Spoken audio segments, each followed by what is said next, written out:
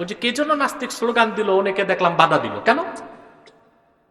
নাস্তিকের কোনো ধর্ম নাই, কোনো দল নাই। সে আল্লাহর শত্রু, ইসলামের শত্রু, মানবতার শত্রু, বাংলাদেশের স্বাধীনতা সার্বভৌমত্বের শত্রু। এটা বুঝতে হবে। কোন দলের সাথে তাদের সম্পর্ক নেই। তার ইসলামের শত্রু, দেশের শত্রু। হযরত শাহজালাল ইয়ামান থেকে জায়নামাজ আর তাসবিহ আনে নাই, সঙ্গে তরবারি এনেছেন শিরক কুফরকে মিটিয়ে দেওয়ার জন্য। ঠিক কিনা বলেন? মানউদ্দিন চিশতি রাহমাতুল্লাহর তরবারি ছিল। ঠিক কিনা? কথা বলেন। সোনারগাঁওয়ের গিয়াসউদ্দিন বুলবান তরবারি ছিল। আছে সোনারগাঁও জাদুঘরে, দেখেন যে দিন প্রচারক যারা এসেছেন প্রত্যেকে তরবারি সঙ্গে রেখেছেন, যদি প্রয়োজন হয়। যদি প্রয়োজন হয়েছে, সৈয়দ আহমদ বেরেলির প্রয়োজন হয়েছিল। ঠিক কিনা বলেন? মাওলানা কারামত আলী জনপুর রহমতুল্লাহ সঙ্গে তরবারি রাখতেন। অতএব মোটেও তরবারি দরকার নাই এইসব কথা বলে সুবিধাবাদী হালুয়া রুটি খোর কিছু ভণ্ডপীর ওনারা আবিষ্কার করছে সুফিবাদ। সুফিবাদ বলতে কিচ্ছু নাই, আমরা বিশ্বাস করি তাসাউফকে, তরিকতকে, মারেফতকে। ঠিক কিনা বলেন? সুফিবাদ এগুলো মানার কোনো সুযোগ নাই। তরিকত এক জিনিস, তাসাউফ এক জিনিস, সুফিবাদ হচ্ছে আপনার হযবরল। এটা কি? হযবরল মানে এখানে সব পাবেন। তাওহীদের কিছু পাবেন, শিরকের কিছু পাবেন, কুফরির কিছু পাবেন, বেদাতের কিছু পাবেন, হালালও পাবেন, হারামও পাবেন। এর নাম হচ্ছে সুফিবাদ। স্বাধীনতার স্থপতি বঙ্গবন্ধু বলেছিলেন যে বাংলাদেশের মানুষ হালের বলদ বিক্রি করে হজ করতে যায়, ইসলামকে বাদ দিয়ে সেই বাংলাদেশে কিছু করা সম্ভব নয়। দেশ নেত্রী বলেছেন, প্রধানমন্ত্রী, মদিনা মুনাওয়ারার সনদে বাংলাদেশ চলবে। এটা নাস্তিকের কথা নয়, আস্তিকের কথা। শুধু আস্তিকের কথা নয়, ইসলামের মূল ভিত্তিকে বিশ্বাস করে যারা, তাদের কথা। আমি তো বলি বাংলাদেশে যদি খেলাফত প্রতিষ্ঠিত হয়, এদেশে সকল ধর্মের লোক এখন যতটুকু নিরাপদ তার চেয়ে বেশি নিরাপত্তা পাবে। ঠিক কিনা? আমার খুব অবাক লেগেছে ভাবতে, কিছুদিন আগে হিন্দু বৌদ্ধ খ্রিস্টান ঐক্য পরিষদ মাঠে নামছে নিরাপত্তা চায়। বাংলাদেশের বর্তমান সরকার তোমাদেরকে যে নিরাপত্তা দিয়েছে, হিন্দুস্তান তার 100 ভাগের 1 ভাগ আমার মুসলিম মুসলমানকে নিরাপত্তা ভারতে দিতে পারে না। ঠিক কিনা বলেন? পুলিশ যে নিরাপত্তা দিচ্ছে তাদেরকে, সরকার সর্বোচ্চ সতর্ক তাদের ক্ষেত্রে, যেন নিরাপত্তার কোনো ব্যাঘাত না ঘটে। সত্যিকার অর্থে ইসলামী আদর্শ প্রতিষ্ঠিত হলেই সকল ধর্মের লোক নিজ নিজ গণ্ডির মধ্যে ধর্ম পালনের সুযোগ পাবে। ঠিক কিনা বলেন? আর যে ব্যক্তি অনুধাবন করতে পারবে রাসূলুল্লাহর উম্মত হওয়া কত বড় সৌভাগ্যের বিষয়, তার কাছে ব্যক্তি, জাতি, দল, দেশ, নেতা, নেত্রী, জীবনের চাইতেও ঈমানের মূল্য বেশি, ইসলামের মূল্য বেশি। ঠিক কিনা?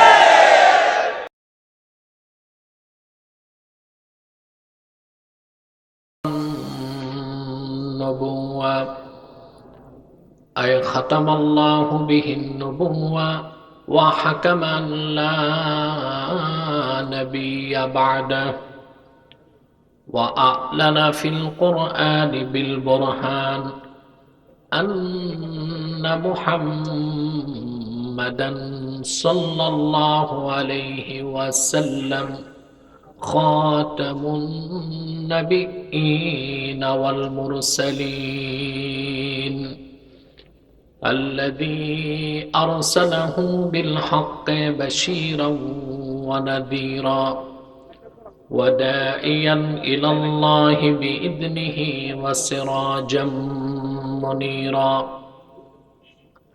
فقد قال الله تعالى في كلامه المجيد والفرقان الحميد أعوذ بالله من الشيطان الرجيم بسم الله الرحمن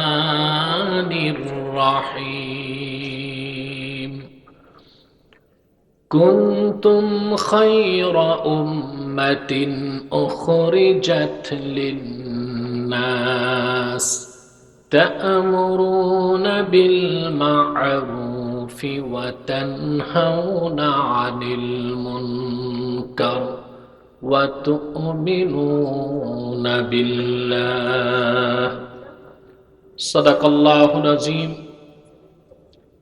وصدق رسوله النبي الكريم ونحن على ذلك من الشاهدين والشاكرين والحمد لله رب العالمين إن الله وملائكته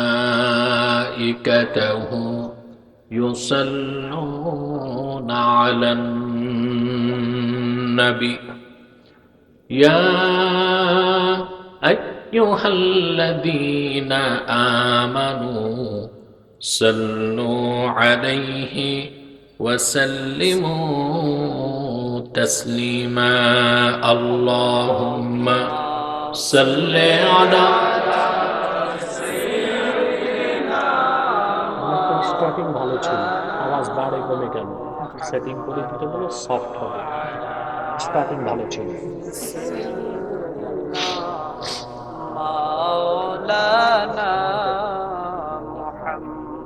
জবান খুলে পড়ুন আল্লাহুম্মা ছবিটাকে বন্ধ করেছে মোবাইলটা বন্ধ করেছে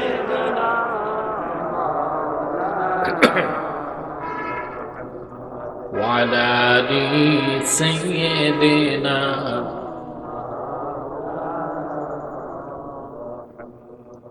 जहां रोज़े पाके खैरुल वरा है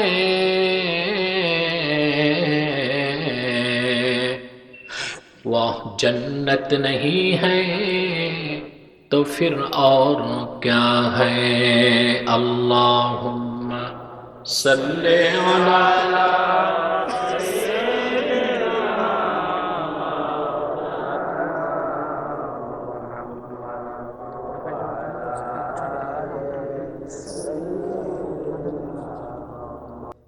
मेरा दिल तड़प रहा है मेरा जल रहा है सीना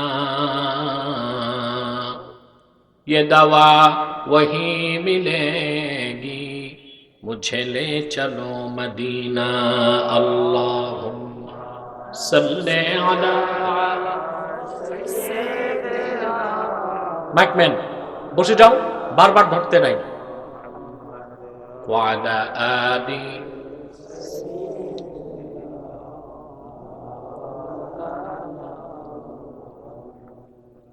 मदीने की हवा से जन्नती बू आती है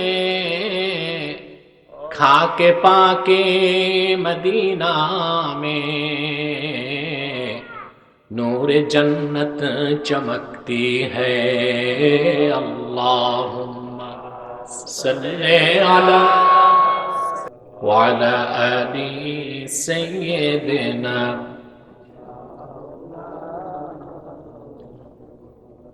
محمد رسول الله صلى الله عليه وسلم ختم الله به النبوة وحكما لا نبي بعده بلغ العلا بكماله كشف الدجى بجماله حسنت جميع خصاله صلوا عليه وآله ইটাখোলা আলিম মাদ্রাসার উদ্যোগে আয়োজিত আজকের বার্ষিক মাহফিলের সম্মানিত সভাপতি জনাব আব্দুল আউয়াল সাহাব উপস্থিত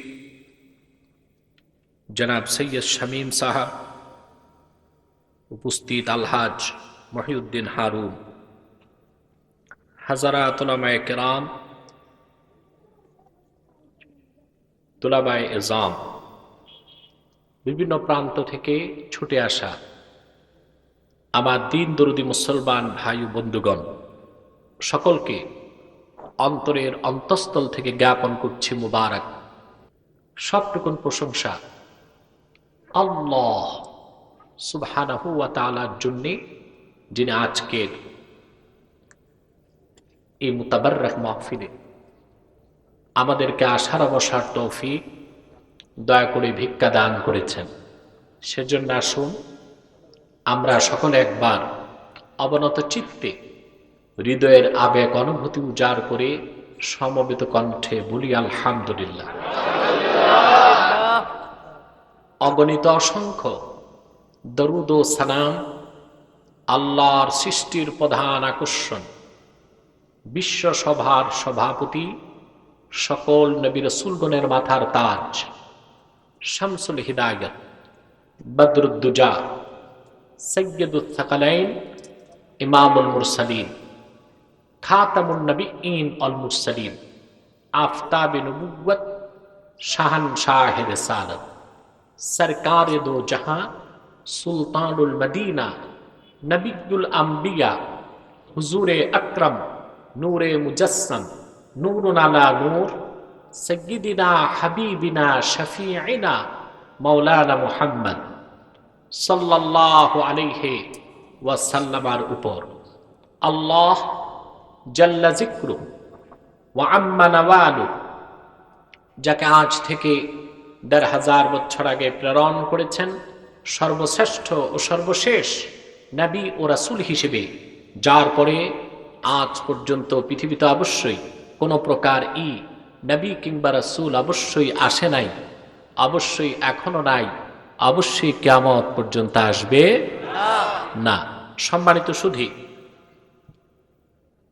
আপনারা সন্ধ্যা থেকে বক্তব্য শুনে এসেছেন, আলহামদুলিল্লাহ। বলুন আলহামদুলিল্লাহ। নিশ্চয়ই সম্মানিত আলোচকবৃন্দ তাদের সারগর্ভ বক্তব্য উপস্থাপন করে আপনাদেরকে বিমোহিত করেছে, আলহামদুলিল্লাহ। কোরআন সুন্নাহ মোতাবেক যা কিছু শুনেছি আল্লাহ পাক যেন তা হৃদয়ে গেঁথে দেন। ইচ্ছা বা অনিচ্ছায় কোনো ভুল বক্তব্য হয়ে থাকলে আল্লাহ পাক যেন মেহেরবানি করে স্মৃতির পাতা থেকে তা মুছে দেন। বলুন আল্লাহুম্মা আমিন। বাংলাদেশে করোনা পরিস্থিতি মহামারী অতিক্রম করছে। সারা দুনিয়া যখন করোনা পরিস্থিতিতে বিপর্যস্ত, বাংলাদেশ অন্যদের চেয়ে অনেক ভালো অবস্থায় অতিক্রম করছে, ঠিক কিনা বলুন? তার মূলভূত কারণ আমরা খুঁজে দেখেছি কিনা সেটাও একটি বিষয়। আপনারা জানেন, ওয়ার্ল্ড হেলথ অর্গানাইজেশন বলেছিল বাংলাদেশে করোনাতে লক্ষ লক্ষ মানুষ মরে যাবার সম্ভাবনা আছে। শুনেছেন আপনারা? গতকাল পর্যন্ত মাত্র ৭,৮০০ মানুষ মরেছে, ১০,০০০ সংখ্যাটিও অতিক্রম করেনি। কি কারণ তার? করোনাতে যেখানে পশ্চিমা দুনিয়া বিপর্যস্ত, আল্লাহ তাআলা নিক্ষেপিত এই অদৃশ্য বোমার আঘাতে করোনায় পৃথিবীর পরাশক্তি আমেরিকা ধরাশক্তিতে পরিণত হয়ে গেছে। আমরা এত ভালো কেন? আমরা যাই বলি মধ্য আয়ের দেশ, এখন আমরা poorest country in the world, পৃথিবীর সবচেয়ে গরিব দেশগুলোর একটি। করোনা মোকাবেলার কোনো সাধ্য, কোনো শক্তি, কোনো সাহস, কোনো দক্ষতা আমাদের ছিল না, ঠিক কিনা? কারণ চিকিৎসা খাতে আমরা পৃথিবীতে এখনো ৩য় স্তরে আছি, অনেক পেছনে, ঠিক কিনা? আমাদের কোনো বিজ্ঞান নেই, প্রযুক্তি নেই। কি দিয়ে আমরা মোকাবেলা করলাম? প্রশ্ন আসে না? তার একটি জবাব বেরিয়ে আসে, আরব বিশ্বকে বাদ দিলে পৃথিবীর কোথাও এত মাহফিল হয় না বাংলাদেশে যত মাহফিল হয়। এত মসজিদ পৃথিবীর কোথাও নাই বাংলাদেশের যত মসজিদ আছে। এত মাদ্রাসা কোথাও নাই বাংলাদেশের যত মাদ্রাসা আছে, ঠিক কিনা? এদেশে লক্ষ লক্ষ মসজিদে আজানের আওয়াজ হয়, মাদ্রাসাগুলোতে কোরআনের তেলাওয়াত হয়, মাহফিলগুলোতে তাফসির হয়, জিকির হয়, ফিকির হয়, দরুদ ও সালাম হয়। এ কারণে রহমতের চাদরে আল্লাহ প্রতিরক্ষার ব্যবস্থা করে দিয়েছেন বাংলাদেশকে, ঠিক কিনা? তা সবাই বুঝে, শুধু বুঝে না সংশয়বাদীরা, অবিশ্বাসীরা, যাদেরকে নাস্তিক বলা হয়, যদিও শুনতে খারাপ শোনা যায়, ঠিক কিনা? শুনতে খারাপ শোনা যায়। ওই যে কে জন্য নাস্তিক স্লোগান দিল, অনেকে দেখলাম বাধা দিল। কেন? নাস্তিকের কোনো ধর্ম নাই, কোনো দল নাই। সে আল্লাহর শত্রু, ইসলামের শত্রু, মানবতার শত্রু, বাংলাদেশের স্বাধীনতা সার্বভৌমত্বের শত্রু। এটা বুঝতে হবে। কোন দলের সাথে তাদের সম্পর্ক নেই, তার ইসলামের শত্রু, দেশের শত্রু। স্বাধীনতার স্থপতি বঙ্গবন্ধু বলেছিলেন যে বাংলাদেশের মানুষ হালের বলদ বিক্রি করে হজ করতে যায়, ইসলামকে বাদ দিয়ে সেই বাংলাদেশে কিছু করা সম্ভব নয়। তিনি শুধু আস্তিক ছিলেন না, প্রচন্ড পরিমাণ ধার্মিক ছিলেন, ঠিক কিনা? তার কন্যা দেশনেত্রী বলেছেন, প্রধানমন্ত্রী, মদিনা মুনাওয়ারার সনদে বাংলাদেশ চলবে। এটা নাস্তিকের কথা নয়, আস্তিকের কথা। শুধু আস্তিকের কথা নয়, ইসলামের মূল ভিত্তিকে বিশ্বাস করে যারা, তাদের কথা। অতএব নাস্তিক কোন দলের নয়, দেশের নয়। তারা হলো ইসলামের শত্রু, দেশের শত্রু, স্বাধীনতার শত্রু, সার্বভৌমত্বের শত্রু। তারা চাচ্ছে বাংলাদেশকে ডি ইসলামাইজেশন, ইসলাম মুক্ত একটি বাংলাদেশ গঠন করতে। তা হতে দিবে না। আওয়ামী লীগ, বিএনপি, জাতীয় পার্টি, সকল দলের মুসলমান ঐক্যবদ্ধ হয়ে যাবে নাস্তিক মুক্ত বাংলাদেশ গঠন করার জন্য, ঠিক কিনা বলো?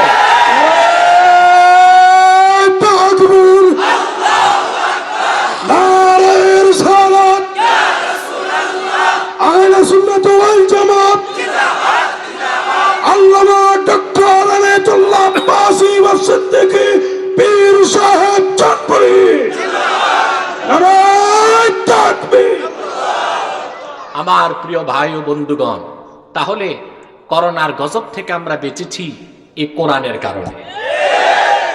আলহামদুলিল্লাহ বলবা না? কোন কারণে? এই কোরআন কারীমের কারণে। আমেরিকাতে, ইউরোপে চলছে এখন করোনার সেকেন্ড ওয়েভ, দ্বিতীয় ধাক্কা। কানাডাতে প্রত্যেকটা শহরে লকডাউনকে মজবুত করা হয়েছে, কারফিউ দেওয়া হয়েছে। আর বাংলাদেশের মানুষ অবাধে ঘুরছে, সুবহানাল্লাহ বলে। একটা মানুষ না খেয়ে মরছে। এগুলো বুঝেন না কেন আপনারা? মাথা কি হ্যাং হয়ে গেছে নাকি? এগুলো অনুধাবন করেন না কেন? ইউরোপের সবচেয়ে অ্যারিস্টোক্রেট সিটি সুইজারল্যান্ডের জেনেভা। করোনা মুহূর্তে আমরা দেখেছি জেনেভাতে খাদ্যের জন্য ইউরোপের নাগরিকরা 2 কিলোমিটার লম্বা লাইন ধরেছে, ভিক্ষুকের মতো। আমার বাংলাদেশে লাইন ধরতে হয় নাই। কোরআন প্রেমিক মুসলমান ঘরে ঘরে যে গরিবকে সাহায্য করেছে, খাদ্য দিয়েছে, বস্ত্র দিয়েছে, ঔষধ দিয়েছে, ঠিক কিনা বলেন? আমরা সেকেন্ড ওয়েভকে পার হচ্ছি, আশা করি থার্ড ওয়েভ হবে না। অতএব করোনা থেকে বাঁচলাম, আল্লাহর রহমত আসলো একটাই কারণ, দেশে মসজিদ আছে, মাদ্রাসা আছে, খানকা আছে, হক্কানি পীর সাহেবের দায়রা আছে, মাহফিল আছে, জিকির আছে, ফিকির আছে, দরুদ সালাম আছে, মিলাদ কিয়াম আছে, ঠিক কিনা বলেন? এখন এটা বন্ধ করলে লাভ না আরো বেশি হলে লাভ? তাহলে আমি বলবো, করোনা মুক্তির জন্য বাংলাদেশে প্রত্যেক মাহফিল অনুমতি দেওয়া হোক, সিনেমা হলগুলো বন্ধ করে দেওয়া হোক, প্রত্যেকটি মাদ্রাসা খুলে দেওয়া হোক, আর শহরের ক্লাবগুলো বন্ধ করে দেওয়া হোক। থার্ড ওয়েভ বাংলাদেশে আসবে না ইনশাআল্লাহ। এটা আপনারা খুশি না বেজার? জোরে বলেন, খুশি না বেজার? আমি এই এলাকার চেয়ারম্যান, জেলা প্রশাসক যিনি এসেছেন, পরিষদের প্যানেল চেয়ারম্যান, থানা ভারপ্রাপ্ত কর্মকর্তা, নেতৃবৃন্দকে ধন্যবাদ দেই, দোয়া করি। তারা কোরআনের মাহফিল করার সুযোগ করে দিয়েছে। আল্লাহ যেন তাদের জীবনটা উজ্জ্বল করে দেন, বলেন আল্লাহুম্মা আমিন। যে দোয়া পাবে আমরা দোয়া করব, আর যে বদদোয়া পাওয়ার উপযুক্ত করতে হবে না, বদদোয়া লেগে যাবে। ঠিক কিনা বলে? আল্লাহ কবুল করুক, মঞ্জুর করুক, বলুন আলহামদুলিল্লাহ। আপনারা এমপি সাহেবের পক্ষ থেকে আমি সালাম গ্রহণ করেছি। তিনি আমাকে অত্যন্ত মহব্বত করেন, শ্রদ্ধা করেন। বিমানমন্ত্রী জি, ওনার বাবাও একজন বড় আলেম ছিলেন, আমি জানি একজন বড় আলেম ছিলেন, এমপিও ছিলেন। তো এমপি সাহেবের একটি সদিচ্ছা আপনাদের প্রতি আছে, আল্লাহ পাক যেন প্রত্যেককে তার নিয়ত অনুযায়ী পুরস্কৃত করেন। ভূমিকাতে আমি দ্বিতীয় কথা বলবো, আমরা যারা এসেছি শুধুমাত্র আল্লাহ তার হাবিবের রেজামন্দি অর্জন করার জন্য, অন্য কোন উদ্দেশ্য আমাদের নেই, ঠিক কিনা আছে? সেজন্য আপনার এখানে বসে আছেন, প্রতি শ্বাসে আল্লাহ পাক 10টি নেকি আপনাদের দান করছেন। যদি খুশি হয়ে থাকেন একটু জোরে বলেন আলহামদুলিল্লাহ। বাড়ি যাবার আগে যদি মৃত্যু হয়, শহীদের খাতায় নাম উঠে যাবে, আলহামদুলিল্লাহ। পাহাড় সমান গুনার বোঝা নিয়ে এসেছেন, বাড়ি যাবেন নিষ্পাপ হয়ে, সুবহানাল্লাহ বলবেন না? এটা বিশ্বাস হলো না? আমার কথা নয়, আল্লাহর হাবিব ইরশাদ করেছেন,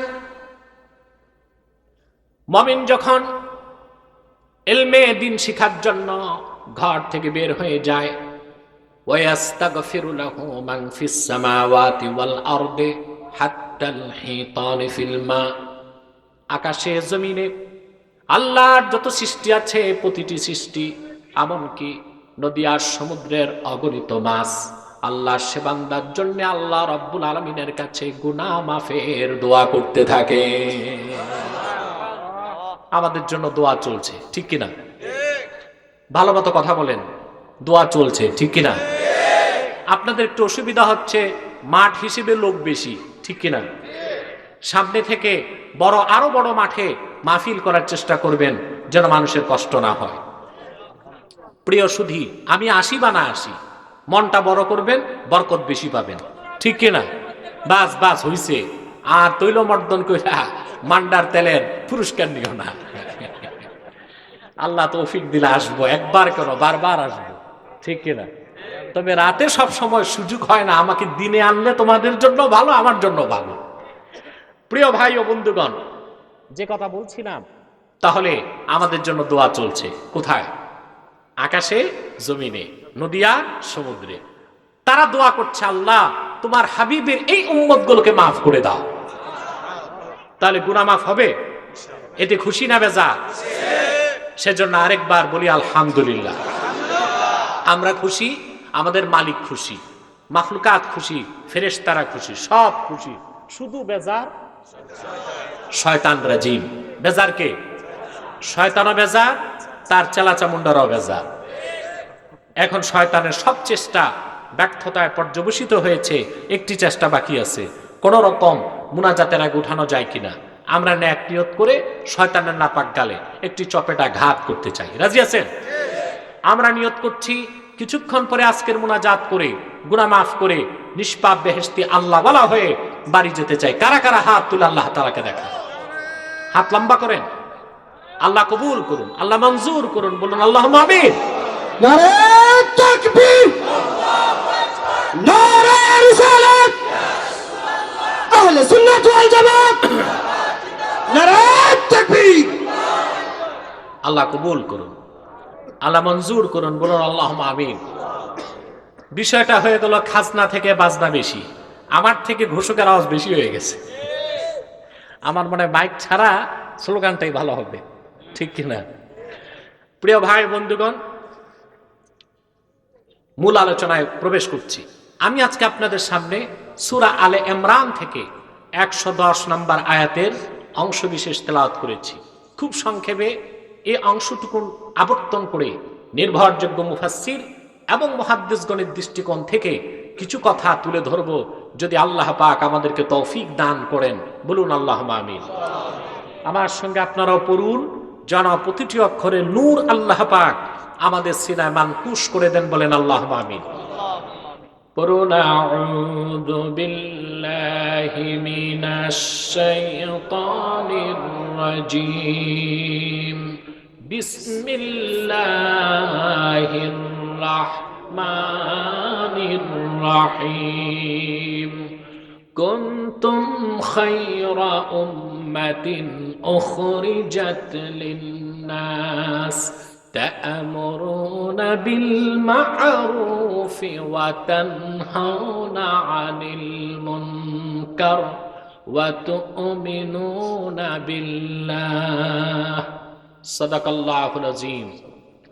জবান খুলে পড়ুন সাদাকাল্লাহুল আযীম। ওয়া সাদাকা রাসূলুহুন নবিয়্যুল কারীম ওয়া নাহনু আলা যালিকা মিনাশ শাহিদিন ওয়াশ শাকিরিন ওয়াল হামদু লিল্লাহি রাব্বিল আলামিন। সূরা আলে ইমরানে আল্লাহ পাক আপন হাবিব মুহাম্মদ সাল্লাল্লাহু আলাইহি সাল্লামের মাধ্যমে উম্মতে মুহাম্মাদীর মর্যাদা, শ্রেষ্ঠত্ব, মূল্যায়ন তুলে ধরেছেন। সুবহানাল্লাহ। আল্লাহ পাক বলেন কুনতুম খায়রা উম্মাহ, উম্মতে মুহাম্মাদী তোমরাই শ্রেষ্ঠ উম্মত, শ্রেষ্ঠ জাতি। খুশি হলেন না? জোরে বলি সুবহানাল্লাহ। আল্লাহ পাক আমাদেরকে সার্টিফাইড করেছেন। সুবহানাল্লাহ। আমরাই শ্রেষ্ঠ জাতি, আমরাই শ্রেষ্ঠ জাতি, উত্তম জাতি, সর্বোত্তম জাতি। সুবহানাল্লাহ। উখরিজাত লিন-নাস, তোমাদেরকে বের করা হয়েছে গোটা মানব জাতির কল্যাণে। আমরা আমাদের জন্য না, আমরা বিশ্ব সভ্যতার জন্য, বিশ্বের মানুষের কল্যাণে, গোটা মানবতার মুক্তির জন্য আল্লাহ পাক উম্মতে মুহাম্মাদীকে তৈরি করেছেন, প্রতিষ্ঠিত করেছেন। বলেন সুবহানাল্লাহ। তোমাদের কাজ তা'মুরুনা বিল মারুফ, তোমরা সৎ কাজে আদেশ করবে, ওয়া তানহাউনা আনিল মুনকার, অসৎ কাজে বাধা দিবে। বলেন সুবহানাল্লাহ। এখন আমরা কয়েকটি পর্বে কোরআন কারীমের আয়াতের এই অংশটুকুনকে বুঝার চেষ্টা করব। বলেন আল্লাহুম্মা আমিন। প্রথম, আমরাই শ্রেষ্ঠ জাতি। আমরাই, কথাটি কে বলেছেন? আল্লাহর কোরআনের প্রতিটি কথা মহাসত্যের সর্বোচ্চ মানদণ্ডে উত্তীর্ণ। সুবহানাল্লাহ। আমাদের, আপনারা ডিস্টার্ব করছেন আশেপাশে, একটু বসা যায় আপনাদের? বসতে পারেন আপনারা? এখানে কিছু নাই না, বিছানা নাই, তো দাঁড়িয়েই থাকতে হবে। দাঁড়িয়ে থাকলেও সওয়াব বেশি পাবেন, যেহেতু জায়গা নাই। ঠিক কিনা? তার মানে আপনারাও দাঁড়িয়ে যাবেন না, আপনারা বসে সওয়াব, তারা দাঁড়িয়ে সওয়াব। প্রিয় ভাই ও বন্ধুগণ, আল্লাহ বলেছেন তোমরাই উত্তম জাতি, তোমরাই। কথাটি কে বলেছেন? একটু জোরে বলেন। মহাসত্যের মানদণ্ড কোরআন কারীম। ঠিক কিনা? বিজ্ঞান নয়, কোরআন। কে? যদি বলেন বিজ্ঞান, না, বিজ্ঞানের 70% হচ্ছে কল্পনা। এটা কি? কল্পনা। এটাকে বলতে পারেন রূপকথা। ওই যে শুনতেন না, ছোটকালে নানি দাদিরা বাচ্চাদের গল্প শুনিয়ে ঘুম পাড়াতো। এক দেশে ছিল এক রানী, রানীর ছিল একটা ঘোড়া, ঘোড়ার ছিল 8টা পা, 2টা মুখ, 3টা পাখা। তারপরে সারা রাত চলতো, আষাঢ় মাসে বৃষ্টি ঝরতো, নাতি ঘুমায় যেত। ঠিক, এটাকে বলে আষাঢ়ে গল্প। কি বলে? কাল্পনিক। বিজ্ঞানের 70% কাল্পনিক। যেমন কসমোলজি, সৃষ্টি তত্ত্বের ব্যাপারে যদি বিজ্ঞানকে বলা হয় কিভাবে সৃষ্টি হয়েছে সৃষ্টি জগৎ, সে বলবে আজ থেকে 450 কোটি বছর আগে। কত কোটি বছর আগে সূর্যের পাশ থেকে একটি নক্ষত্র ছুটে যাচ্ছিল। সে নক্ষত্রের প্রবল আকর্ষণে সূর্যের একটা টুকরা ভেঙে গেছে। তারপর তা ঘুরতে ঘুরতে ঘুরতে ঘুরতে ঠান্ডা হয়ে পৃথিবী হয়েছে। তো 450 কোটি বছর আগে তা দেখছে কে?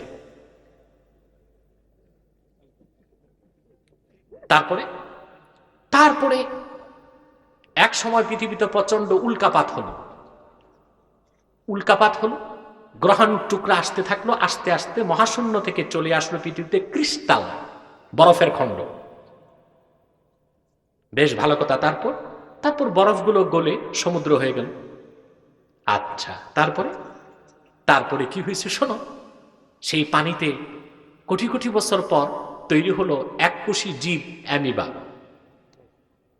আরো কথা আছে, ওগুলো আমি বললাম না, ছোট করে দিলাম। তারপরে সে এককোষী কোষ অ্যামিবা ফিউশন, কোষ বৃদ্ধির মাধ্যমে এক সময় জলজ প্রাণী হলো, অনেকটা ব্যাঙের মতো। তারপরে কিছুদিন পর বিবর্তন, দ্য থিওরি অফ এভলিউশন, বিবর্তনবাদের মাধ্যমে তা বাড়তে বাড়তে হলো বানর। কোটি কোটি বছর আগে বানরের ল্যাজ পড়ে গেল, তারপর তার দুই পায়ে হাঁটতে লাগলো, হয়ে গেল মানুষ। সর্বশক্তি দিয়ে বলেন নওজুবিল্লাহ। এই পুরাটা যে কাল্পনিক, এবং যারাই এই তথ্য কল্পনা করে লিখছে তারা মেয়াদ উত্তীর্ণ গাঁজা কয় পোটলা খাইছে আগে, এটা আমাদের জানা নেই। ঠিক, বিজ্ঞানের 70% হচ্ছে কাল্পনিক। 70% কি আষাঢ়ে গল্প, 20% হচ্ছে থিসিস কিংবা হাইপোথিসিস, 10% হচ্ছে প্রমাণিত। বিজ্ঞান সত্যের মানদণ্ড নয়, মহাসত্যের সর্বোচ্চ মানদণ্ডে উত্তীর্ণ কোরআন কারীম। ঠিক কিনা? কোরআন কারীম, সুবহানাল্লাহ। সেই কোরআন কারীমে আল্লাহ পাক বলেছেন, কুনতুম খায়রা উম্মাতিন উখরিজাত লিন-নাস, মুহাম্মদ সাল্লাল্লাহু আলাইহি সাল্লামের উম্মত তোমরাই সর্বোত্তম জাতি, তোমাদেরকে বের করা হয়েছে গোটা মানব জাতির কল্যাণে, মানব সভ্যতার জন্য। বলেন সুবহানাল্লাহ। এই কথায় কোনো সন্দেহ আছে? তাহলে আমরা সর্বশ্রেষ্ঠ জাতি, সর্বোত্তম জাতি। এই সর্বোত্তম জাতি সভ্যতা, সংস্কৃতি, শিক্ষা তার চেয়ে কম সভ্য এবং উত্তম তার কাছ থেকে নিতে পারে না। পারে? জোরে বলেন, পারে? মুসলমানকে আল্লাহ পাক যে দিন ইসলাম দিয়েছেন তা পরিপূর্ণ, চূড়ান্ত, সর্বশ্রেষ্ঠ, সর্বশেষ। মুসলমানের এমন কোনো কিছু নাই যার জন্য বিজাতির কাছে তাকে হাত পাততে হবে। মুসলিম জাতিকে আল্লাহ সর্বশ্রেষ্ঠ জাতি বলেছেন তিনটি কারণে। কয়টি কারণে? এক, সর্বশ্রেষ্ঠ সর্বশেষ নবী মুহাম্মদ সাল্লাল্লাহু আলাইহি ওয়াসাল্লামের উম্মত আমরা, এটা হলো আমাদের সর্বশ্রেষ্ঠত্বের প্রথম কারণ। সুবহানাল্লাহ বলবেন। সর্বশ্রেষ্ঠত্বের প্রথম কারণ, মুহাম্মদ সাল্লাল্লাহু আলাইহি সাল্লাম খাতামুন নবিয়্যিন হিসেবে সকল নবী রাসূলগণের নেতা ছিলেন। সুবহানাল্লাহ বলবেন না? সেজন্য পূর্বের নবীগণ রাসূল করিম সাল্লাল্লাহু আলাইহি সাল্লামের উম্মত হবার জন্য আল্লাহর কাছে আকাঙ্ক্ষা করতেন, যা হাদিসের কিতাবগুলোতে এসেছে। মুকাতিল ইবনু সুলাইমান বর্ণনা করেছেন, হযরত মুসা কালিমুল্লাহ আল্লাহ সুবহানাহু ওয়া তাআলার কাছে দরখাস্ত করলেন যে আল্লাহ, মুহাম্মদ সাল্লাল্লাহু আলাইহি ওয়াসাল্লামের উম্মতগুলো আমাকে দিয়ে দাও। আল্লাহ পাক তার দোয়া প্রত্যাখ্যান করলেন। 8 বার তিনি উম্মত চাইলেন, 9ম বার তিনি আল্লাহর কাছে হাত পেতে দোয়া করলেন, যা হাদিসে এসেছে। হাত্তা তামান্না মুসা আন ইয়াকুনা মিন উম্মতি মুহাম্মদ, শেষবার মুসা নবী হাত তুলে আল্লাহর কাছে বললেন, আল্লাহ তাহলে আমি মুসাকেই তুমি মুহাম্মদ সাল্লাল্লাহু আলাইহি ওয়াসাল্লামের উম্মত বানিয়ে দাও।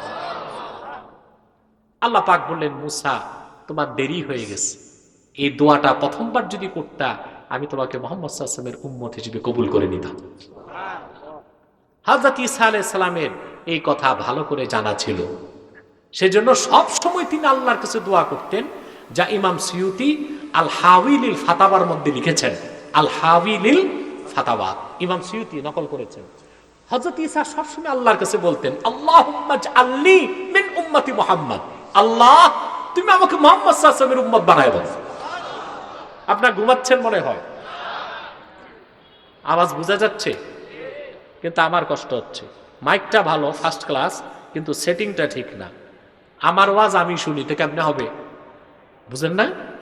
এগুলো ঘোরাও, মনিটরগুলো মানুষের দিকে করে দাও।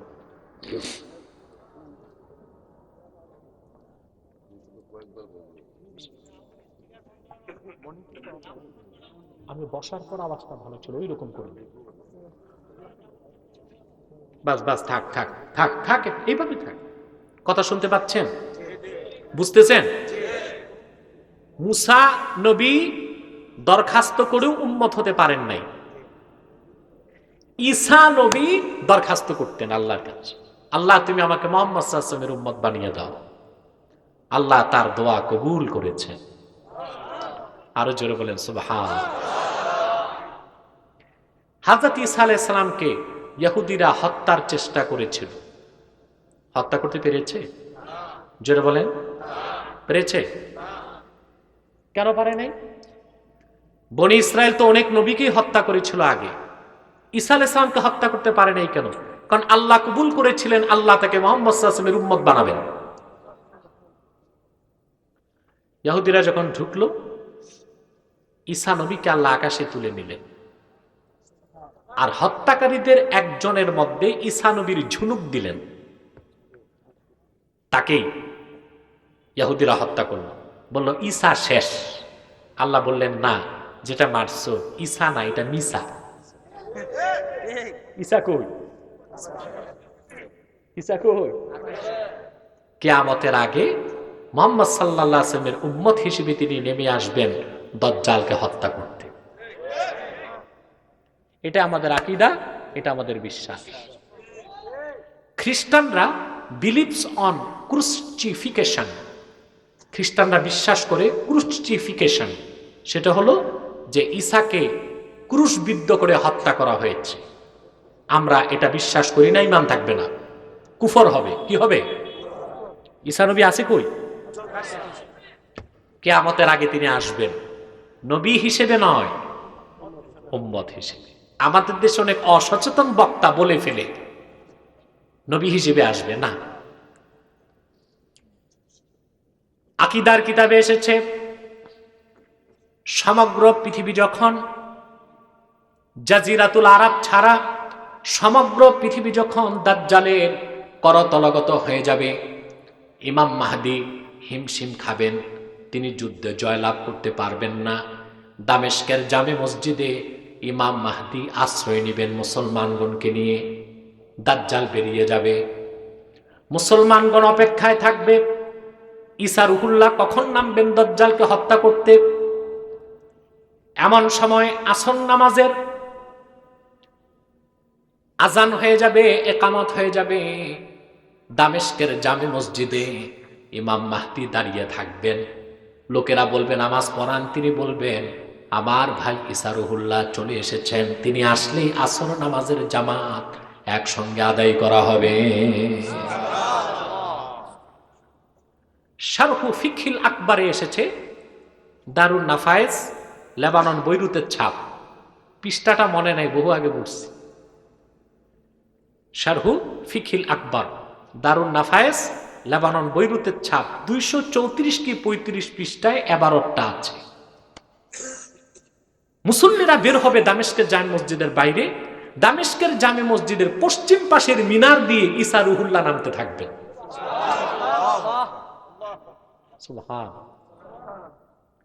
নেমে আসবেন, মসজিদে ঢুকবেন, আজানও শেষ, একামত শেষ, বাকি কি?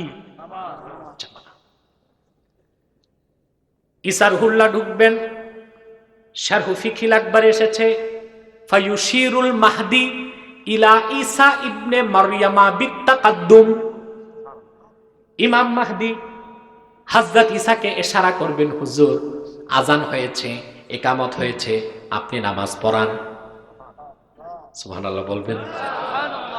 হযরত ঈসা বলবেন না, ইমামতি আপনি করবেন। মাহদীকে বললেন আপনি করবেন। কেন? শারহু ফিকহিল আকবরে জবাব এসেছে, মোল্লা আলী কারি জবাব লিখেছেন রাহিমাহুল্লাহ। মোল্লা কারি মানে আমাদের মতো মোল্লা না, আমাদের দেশে যারা একটু গজল টজল পড়ে তাদেরকে বলে মোল্লা, একটু ওয়াজ করতে পারলে মৌলবী, সার্টিফিকেট থাকলে মাওলানা, পরিচিতি থাকলে আল্লামা। জিজ্ঞেস করা হয় আল্লামা কোন সিগা, তো মৌলভী সাহেবের লুঙ্গি গরম, ঠিক কিনা? বাংলাদেশে একদল বুদ্ধিজীবী সংশয়বাদী মাঠে নেমেছে ওলামায়ে কেরামের মর্যাদা কমাতে। প্রশ্নবিদ্ধ করতে। আমি অত্যন্ত যৌক্তিক জবাব দিয়েছি, আপনারা দেখেছেন। দুই একটা বক্তার ইউটিউবে বক্তব্য দেখে সমস্ত আলেমায়ে কেরামকে বাংলাদেশের ওজন করতে যেও না। কিছু বক্তা আছে কমার্শিয়াল, ব্যবসায়ী, বয়াতি বক্তা, অশ্লীল অঙ্গভঙ্গি, উদ্ভট কিছু কথা বলে। আর ইউটিউব ব্যবসায়ীরা ওই বক্তার ভালো কথাগুলো আর নেয় না। কথা বুঝতেছেন? ভালো কথা আর নেয় না, বক্তার ওই আজগুবি কথা, উদ্ভট কথা, অশ্লীল অঙ্গভঙ্গিকে মারাত্মক ক্যাপশন দিয়ে প্রচার করে। কিন্তু ও সেই বক্তাও কয়েক ঘন্টা ভালো কথা বলছে, ওগুলো নাই, ওগুলো ইউটিউবার দেখে তার ব্যবসা বাড়বে কিভাবে, টাকা উঠবে কিভাবে। এতে সমগ্র ওলামায়ে কেরাম প্রশ্নবিদ্ধ হচ্ছে। কিন্তু দুই একজন বয়াতি বক্তার কারণে সমস্ত ওলামায়ে কেরামকে মূর্খ মনে করা, অসামাজিক মনে করা, এটাই সবচেয়ে বড় মূর্খতা। এটা বুদ্ধিজীবী নয়, বুদ্ধি প্রতিবন্ধীর কাজ। মনে থাকবে? তা আমি যার কথা বললাম তিনি মোল্লা আলী কারি নামে মোল্লা, 1 লক্ষ হাদিসের হাফেজ ছিলেন। তার জুমানুল আহনাফ, হানাফিদের মুখপত্র। কত বড় আলেম! যারা আলেম তারা বুঝবেন ওনার মেশকাতে সরা মেরকাত পড়লেই তিনি কত বড় আলেম। ঠিক কিনা? ইমাম মাহদি কাকে নামাজ পড়াতে বলবেন? ফায়ুশিরুল মাহদি ইলা ঈসা ইবনে মারইয়ামা বিত্তাকাদ্দুম। ইশারা করবেন, হুজুর আপনি নামাজ পড়ান। মরিয়ম পুত্র ঈসা অস্বীকার করে বলবেন না নামাজ আপনি পড়াবেন, আমি পড়ব। তার কারণটি মোল্লা আলী কারি লিখেছেন, ফায়াক্তাদি বিহি লিয়াজহারা মুতাবিআতা নবিয়িনা মুহাম্মদ সাল্লাল্লাহু আলাইহি ওয়াসাল্লাম। হযরত ঈসা মাহদির পিছে নামাজ পড়বেন, এই কথা প্রমাণ করতে আমি নবী হিসেবে আসি নাই, মুহাম্মদ সাল্লাল্লাহু আলাইহি ওয়াসাল্লামের উম্মত হিসেবে এসেছি। তো চিন্তা করেন মুসলমান, মুসা নবী দরখাস্ত করে উম্মত হতে পারে নাই, ঈসা নবী দরখাস্ত করে উম্মত, আর তুমি আমি সলিমুদ্দিন কলিমুদ্দিন বিনা দরখাস্তে উম্মত। সেজন্যই তো কম পয়সায় ঈমান বিক্রি করি। কম পয়সায় আমাদের কাছে ঈমান বড় না, নেতা বড়, নেত্রী বড়, দল বড়, ক্ষমতা বড়, পয়সাটা বড়। ওই যে বিনা দরখাস্তে উম্মত হয়ে গেছি। ঠিক কিনা? আর যে ব্যক্তি অনুধাবন করতে পারবে রাসূলুল্লাহর উম্মত হওয়া কত বড় সৌভাগ্যের বিষয়, তার কাছে ব্যক্তি, জাতি, দল, দেশ, নেতা, নেত্রী জীবনের চাইতেও ঈমানের মূল্য বেশি, ইসলামের মূল্য বেশি। ঠিক কিনা? এটা মুমিনের কাজ। সে অনুধাবন করবে আল্লাহ পাক বিনা দরখাস্তে আমাকে তার হাবিবের উম্মত করেছেন। সুবহানাল্লাহ। এর চেয়ে বেশি আর কি চান মুসলমান? ঈমানটা আল্লাহ দান করেছেন আপনাকে আমাকে। ঈমানের চেয়ে বড় মূল্য আছে? বলেন। সবচেয়ে বড় সফল পৃথিবীতে সেই জীমানদার। যে কি? আমরা তো সফলতা বুঝি না। আমরা মনে করি যে যার সম্পদ বেশি সে সফল, যার রাজনৈতিক ক্যারিয়ার ভালো সে সফল। ঠিক কিনা? না, সব বিফল, ব্যর্থ।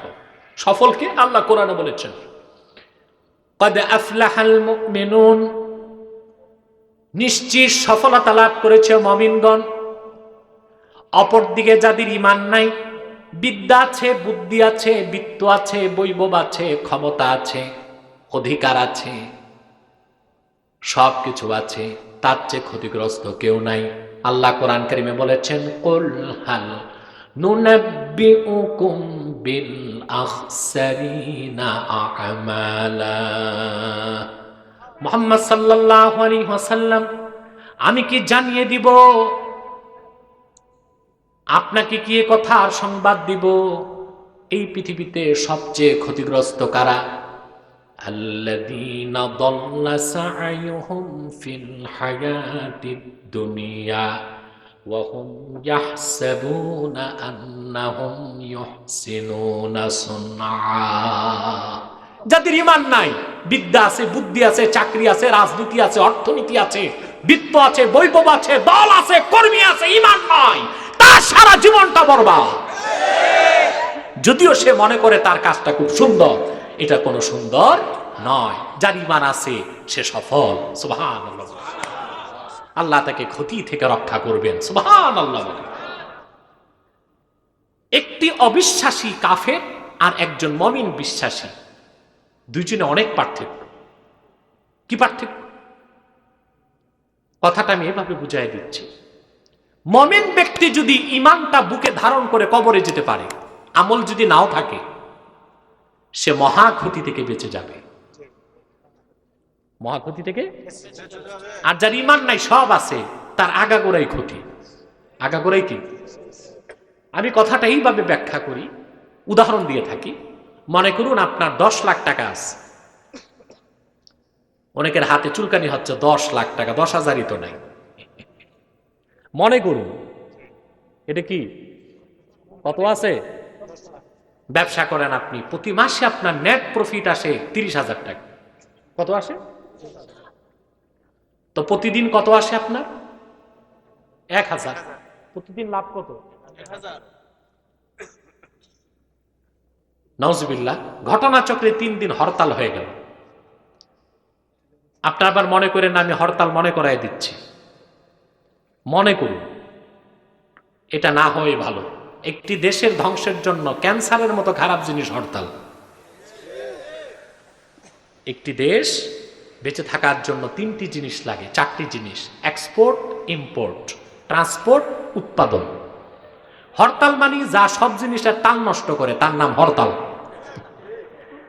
এখন হরতাল হলে আমদানি, রপ্তানি, উৎপাদন, পরিবহন সব কি হয়? বন্ধ হয়ে যায়। ঠিক কিনা?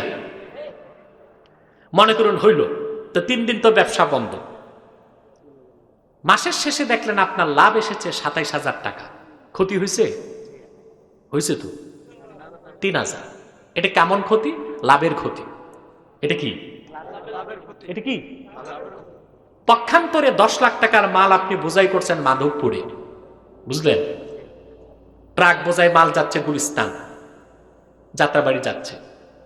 আপনার ড্রাইভার কি যেন খায়, ওরা ইয়াবা না বাবা কি খায়? ইয়াবা খাইছে কয়েকটা। ব্রাহ্মণবাড়িয়া বিশ্ব রোড পার হওয়ার পর ও তো নেশায় আছে, ট্রাক শুদ্ধ ড্রাইভার গেছে খালে। এখন 10 লাখ টাকা কই? জোরে বলতে হবে, খালে। এটা ক্ষতি হয়েছে? কিরকম ক্ষতি? আগাগোড়াই ক্ষতি, সব গেছে। যে ব্যক্তি দুনিয়ায় কালেমা বিশ্বাস করে মুমিন হয়ে গেল, তার যদি আমল নাও থাকে, তার হলো লাভের ক্ষতি। কোনদিন আল্লাহ তার নাজাত দিয়ে বেহেশত দিবেন।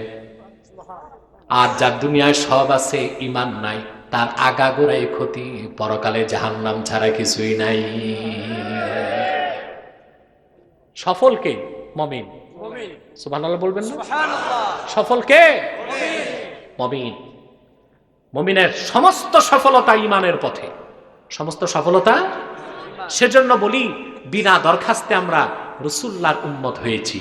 সেজন্য ঈমানের মূল্য বুঝি না, নেতার খাতিরে, নেত্রীর খাতিরে পদ রক্ষা করতে যাইয়া ঈমান বিক্রি করে ফেলি।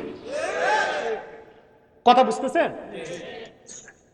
আমরা শ্রেষ্ঠ জাতি, উত্তম জাতি, তার প্রথম কারণ এটা, আমরা সর্বশ্রেষ্ঠ, সর্বশেষ নবী ও রাসূল মুহাম্মদ সাল্লাল্লাহু আলাইহি ওয়াসাল্লামের উম্মত। এটা প্রধান কারণ, প্রথম কারণ। সুবহানাল্লাহ বলবেন না? দ্বিতীয় কারণ, আমাদের ক্ষেত্রে আল্লাহ বলেছেন উখরিজাত লিন-নাস, তাদেরকে বের করা হয়েছে মানব জাতির জন্য। সুবহানাল্লাহ বলবেন না? আমরা হচ্ছি, আমাদের মিশন, আমাদের ভিশন সার্বজনীন, সবার জন্য। সুবহানাল্লাহ বলেন।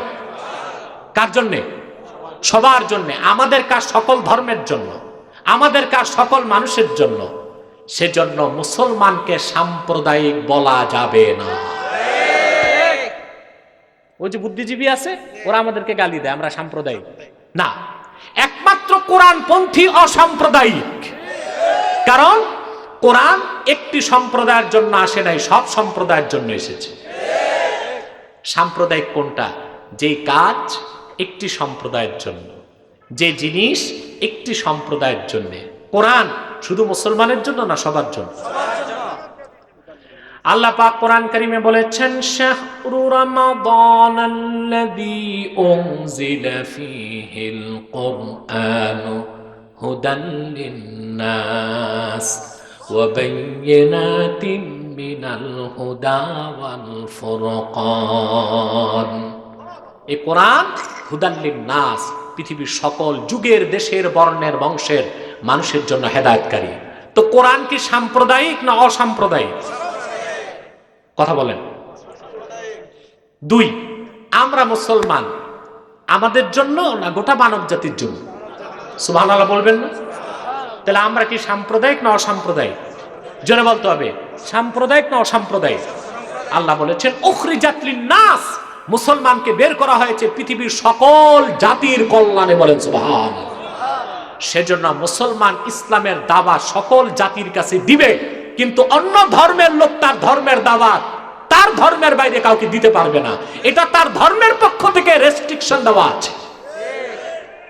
যেমন খ্রিস্টান ধর্ম, জেসাস, যিশু খ্রিস্ট যাকে বলা হয়, ওনার বক্তব্য নিউ টেস্টামেন্ট বাইবেলে এসেছে। তিনি বলেছেন, আমি জেসাসকে প্রেরণ করা হয়েছে শুধু বনি ইসরায়েলের হারানো ম্যাশগুলোকে উদ্ধার করার জন্য। অর্থাৎ তিনি বলেছেন তিনি শুধু ইহুদির জন্য। তাহলে বনি ইসরায়েল ছাড়া অন্য কাউকে তার ধর্মের দাওয়াত দেওয়া ধর্মের কাজ না ধর্মের নামে অধর্মীয় কাজ? কথা বলে না, কাজ না? 2 নাম্বার দেখেন, সনাতন ধর্মের যারা, তারা তাদের ধর্মের দাওয়াত অন্য কাউকে দিতে পারবে না। যদি দেয়, ধর্মের অস্তিত্ব থাকবে না। আমাকে এক বুদ্ধিজীবী প্রশ্ন করেছিল, ভাবছে আমি আটকা পড়ে যাব। প্রশ্ন করেছে, আপনারা যে বলেন কোরআন দিয়ে দেশ চালাবেন, ইসলামী রাষ্ট্র ব্যবস্থা কায়েম করবেন, হিন্দুরা যদি বলে হিন্দু ধর্ম দিয়ে দেশ চালাবো, তখন কি করবেন? যদি বলে, বলতে তো পারে। ভারতের হিন্দুরা তো বলতে পারে, ঠিক আছে বাংলাদেশ চলবে কোরআন দিয়ে, ভারত চলবে বেদ দিয়ে। মুসলমান চিন্তা করতে পারবেন না। এটার জবাব মিডিয়াতে আছে, ইউটিউবে আছে, পাবেন আপনারা। এটার জবাব হলো, যদি হিন্দুদেরকে ভারতে সুযোগ দেওয়া হয়, মুসলমানগণ যদি বলে ঠিক আছে হিন্দু ধর্মীয় রাজনীতি দিয়ে দেশ চালাও, তাহলে কি হবে জানেন? সমস্ত হিন্দুকে মুসলমান হতে হবে, কিংবা হিন্দু ধর্মকে বিলুপ্ত করতে হবে। তার কারণ ধর্ম দিয়ে দেশ চালাতে গেলে মূল কাজ হচ্ছে ধর্মগ্রন্থের আইনকে কায়েম করা। হিন্দু ধর্মের মূল হচ্ছে ঋগ্বেদ। ঋগ্বেদ যেটা উর্দু, সেটার মধ্যে আমি দেখেছি অনেক বড় কথা, আমি সংক্ষেপে বলছি, যেটা অযোধ্যা বানারসের ছাপা, সেখানে আছে ভগবান কি কোই অক্স नहीं है, যিনি ঈশ্বর ওনার কোনো প্রতিচ্ছবি নাই, প্রতিমা নাই, প্রতিচ্ছবি নাই, মূর্তি নাই, ভাস্কর্য নাই, ভগবানের এগুলো হইতে পারে না। ঋগ্বেদ কোথায় আসছে? ঋগ্বেদ। তাহলে যদি হিন্দুরা তাদের ধর্ম দিয়ে দেশ চালাতে চায়, প্রথমেই সব পূজা মণ্ডপ ভাঙ্গা মূর্তিগুলোকে মাটিতে মিশাই দিতে হবে। এখন ধর্ম দিয়া দেশ চালাবে না ধর্মের জাত রক্ষা করবে? কথা বলেন। তারপরে হিন্দুরা গো হত্যাকে মহাপাপ মনে করে, করি কিনা? মহাপাপ। ভারতে অনেক মুসলমান কোরবানি করতে পারে না, তবে গরু গাভীগুলোকে ঈদের সময় আমাদের দেশে পাঠায় দেয়, যে আপনারা খাইয়া গোশতগুলো হজম করে চামড়াগুলো দিয়ে দেন। ঠিক কিনা? আমরাও তাই করি, গোশত খাই, কোরবানি দিই, চামড়া পাঠায় দিই, ওনারা জুতা বানায় পরে। এখন যদি ধর্ম দিয়া দেশ চালায়, তাহলে আইন করতে হবে গোহত্যা মহাপাপ। কথা বলে, গোহত্যা মহাপাপ। যেহেতু মহাপাপ, কোন গরু জবাই করা যাবে না, বিক্রিও করা যাবে না। কথা বলেন। 2-4 বছর পর দেখা যাবে ভারতের সংসদে, ব্যাংকে, আদালতে, পার্কে, স্টেডিয়ামে শুধু গরু আর গরু, মানুষ থাকার আর জায়গা। তাহলে কোন একটি ধর্মের পক্ষে রাষ্ট্র চালাবার অধিকার নাই। রাষ্ট্র নয়, সারা দুনিয়াকে নেতৃত্ব দেবার কালজয়ী রাজনৈতিক আদর্শ আছে শুধু আল্লাহর কোরআনে। বৌদ্ধদেরকে যদি দেওয়া হয়, আপনারা ধর্ম দিয়ে দেশ চালান, বাংলাদেশ দিলাম, চালান আপনারা। ওনাদের ধর্মের মূল হচ্ছে জীব হত্যা মহাপাপ। যত চোর, ডাকাত, খুনি, সন্ত্রাসী আর ধর্ষক, মহাখুশি, যত পারো গুনাহ করো, মৃত্যুদণ্ড নাই। সম্ভব? তাহলে একমাত্র মুসলমান হলো অসাম্প্রদায়িক, ইসলাম অসাম্প্রদায়িক, সার্বজনীন, গোটা বিশ্বের মানুষের কল্যাণে কোরআন এসেছে, মুসলমান এসেছে, বলেন সুবহানাল্লাহ। এ হলো মুসলমানের শ্রেষ্ঠত্বের দ্বিতীয় কারণ। 3 নাম্বার কারণ হলো, পূর্বে নবীদেরকে আল্লাহ পাক যেই মিশন দিতেন, মুহাম্মদ সাল্লাল্লাহু আলাইহি সাল্লামের উম্মতকে সেই মিশন দিয়েছেন, সেটা হলো আমরু বিল মারুফ নাহি আনিল মুনকার, সৎ কাজে আদেশ, অসৎ কাজে বাধা। সুবহানাল্লাহ বলেন। এই কাজ করতেন নবীগণ। কারা করতেন? সুবহানাল্লাহ বলবেন। বুঝছি রাত বেশি তো আপনারা ঘুমোচ্ছেন, মিথ্যার আশ্রয় নিবেন না। কে কে ঘুমান হাত উঠান।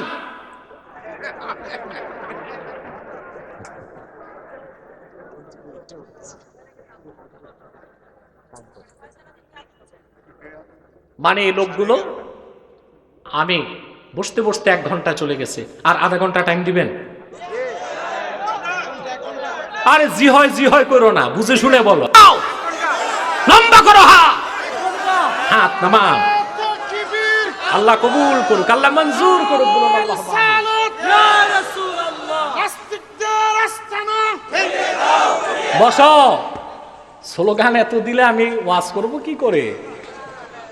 স্লোগান যারা দেয় তাদের একটা বেনিফিট আছে, উনি যে আছে মাহফিলে তা তো দেখলো মানুষ।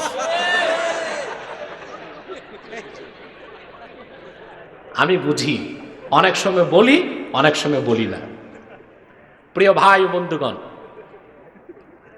তৃতীয় কারণ, সমস্ত নবীগণের মিশন ছিল সৎ কাজে আদেশ, অসৎ কাজে নিষেধ। আল্লাহ রাব্বুল আলামিন আখিরি নবী মুহাম্মদ সাল্লাল্লাহু আলাইহি সাল্লামকে ১৫০০ বছর আগে প্রেরণ করে নবুয়তের রিসালাতের দরজা চিরতরে বন্ধ করে দিয়েছেন। ওনার পরে কোনো নবী নাই, কোনো রাসূল নাই। সেই জন্য নবীগণের মাধ্যমে আল্লাহ যে কাজ নিতেন, সেই মহান কাজের দায়িত্ব আল্লাহ উম্মতে মুহাম্মাদের হাতে দিয়েছেন। তা'মুরুনা বিল মারুফ ওয়া তানহাউনা আনিল মুনকার, তোমরা সৎ কাজে আদেশ করবে, অসৎ কাজে বাধা দিবে, বলেন সুবহানাল্লাহ। সৎ কাজে আদেশ, অসৎ কাজে বাধা, নিষেধ, এটা আমরা বুঝি না। এটা বুঝি? আমি একটু বুঝাই, কথা বলেন। ব্যক্তিগত ব্যাখ্যা নয়, কোরআন কারীম দিয়ে। সৎ কাজে আদেশ, অসৎ কাজে নিষেধের 3টি পর্যায় আছে।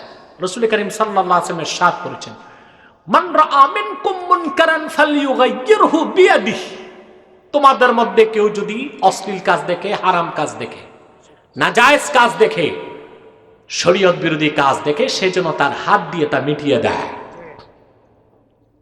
এই হাত দিয়ে মিটানোর অর্থ আবার ব্যাপক। তার যদি পেশি শক্তি থাকে, কি থাকে, সে হাত প্রয়োগ করবে।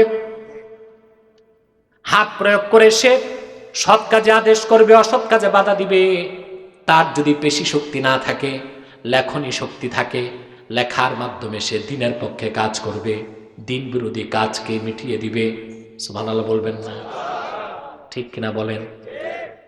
একটা কথা আছে, অসির চেয়ে মসির শক্তি বেশি, ঠিক কিনা? তরবারিতে যা হয় কলমেও তা হয়, তবে কখনো তরবারি ছাড়া কাজ হয় না, কখনো কলম ছাড়া কাজ হয় না, ঠিক কিনা? আমার একটি বক্তব্য সারা দেশে টক অফ দ্য কান্ট্রি হয়েছে। আমাকে যখন বলা হয়েছে তরবারির জোরে ইসলাম আসে নাই, আমি উদাত্ত কণ্ঠে বলেছি সেই বুদ্ধিজীবীকে, তরবারির জোরে ইসলাম আসে নাই, তবে ইসলাম প্রতিষ্ঠার ক্ষেত্রে তরবারি ব্যবহৃত হয়েছে, ঠিক কিনা? তরবারির জোরে ইসলাম আসে নাই, তবে ইসলাম প্রতিষ্ঠার ক্ষেত্রে তরবারির প্রয়োজন হয়েছে। হযরত শাহজালালের মাজার জিয়ারত করলে জাদুঘরে যাবেন, লম্বা একটা তরবারি আছে। হযরত শাহজালাল ইয়ামান থেকে যায় না মাজার তসবিহ আনে নাই, সঙ্গে তরবারি এনেছেন শিরক কুফরকে মিটিয়ে দেওয়ার জন্য, ঠিক কিনা বলেন? মানউদ্দিন চিশতি রহমতুল্লাহর তরবারি ছিল, ঠিক কিনা কথা বলেন? সোনারগাঁওয়ের গিয়াসউদ্দিন বুলবুল তরবারি ছিল, আছে সোনারগাঁও জাদুঘরে, দেখেন যে দিন প্রচারক যারা এসেছেন প্রত্যেকে তরবারি সঙ্গে রেখেছেন, যদি প্রয়োজন হয়, যদি প্রয়োজন হয়েছে। সৈয়দ আহমদ বেরেলির প্রয়োজন হয়েছিল, ঠিক কিনা বলেন? মাওলানা কারামত আলী জৌনপুরী রহমতুল্লাহ সঙ্গে তরবারি রাখতেন। অতএব মোটেও তরবারি দরকার নাই, এইসব কথা বলে সুবিধাবাদী হালুয়া রুটি খোর কিছু ভণ্ডপীর ওনারা আবিষ্কার করছে সুফিবাদ। সুফিবাদ বলতে কিচ্ছু নাই, আমরা বিশ্বাস করি তাসাউফকে, তরিকতকে, মারেফতকে, ঠিক কিনা বলেন? সুফিবাদ এগুলো মানার কোনো সুযোগ নাই। তরিকত এক জিনিস, তাসাউফ এক জিনিস, সুফিবাদ হচ্ছে আপনার হযবরল। এটা কি হযবরল? মানে এখানে সব পাবেন, তাওহীদের কিছু পাবেন, শিরকের কিছু পাবেন, কুফরির কিছু পাবেন, বেদাতের কিছু পাবেন, হালালও পাবেন, হারামও পাবেন। এর নাম হয়েছে সুফিবাদ। সুফিবাদের ধারাটা ঠিক ছিল। মুজাদ্দেদ আল ফেসানি রাহমাতুল্লাহ সংস্কার আন্দোলন যখন শুরু হলো, বাদশাহ আকবরের এক ছেলে ছিল, বাদশাহ আকবর নাম শুনছেন না? তাকে আমি আকবর বলি না, বলি বাদশাহ অজগর। কি বলি? অজগর। এই বাদশাহ অজগরের এক ছেলে ছিল, তার নাম ছিল দারা। দারা হিন্দুদের দ্বারা প্রভাবিত হয়ে একটা পুস্তক লিখল, ইসলামের তাসাউফ থেকে কিছু নিল, হিন্দু ধর্মের কিছু দর্শন নিয়ে একটি হযবরল সুফিবাদ আবিষ্কার করছে। অধিকাংশ ভণ্ডপীর সেই সুফিবাদকে চর্চা করছে, যার আগাগোড়াই শিরকে পরিপূর্ণ, তার সাথে ইসলামের কোনো সম্পর্ক নাই। ইসলাম যেটা সমর্থন করে সেটা তাসাউফ, তরিকত, ইলমে মারিফত, ঠিক কিনা বল? আমরা এটা বিশ্বাস করি, আমরা সেটা বিশ্বাস করি, কারণ সেই মারিফত ছাড়া, তরিকত চর্চা ছাড়াও আপনি ইনসানে কামেল হতে পারবেন না। সেজন্যই বলা হয়েছে মান তাআল্লামা ওয়া লাম ইয়াতাসাওয়াফ ফাকাদ তাফাসসাকা ওয়া মান তাসাওয়াফা ওয়া লাম ইয়াতাআল্লাম ফাকাদ তাজান্দাকা ওয়া মান জামা বাইনাহুমা ফাকাদ তাহাক্কাকা। যে ব্যক্তি শরীয়ত শিখলো, মারিফত শিখলো না, সে ফাসিক। যে ব্যক্তি মারিফত শিখলো, শরীয়ত বাদ দিল, সে কাফের, জিন্দিক। আর যে ব্যক্তি শরীয়ত তরিকত দুটোটাই ধারণ করলো, সে হলো মুহাক্কিক। সুবহানাল্লাহ, ঠিক কিনা?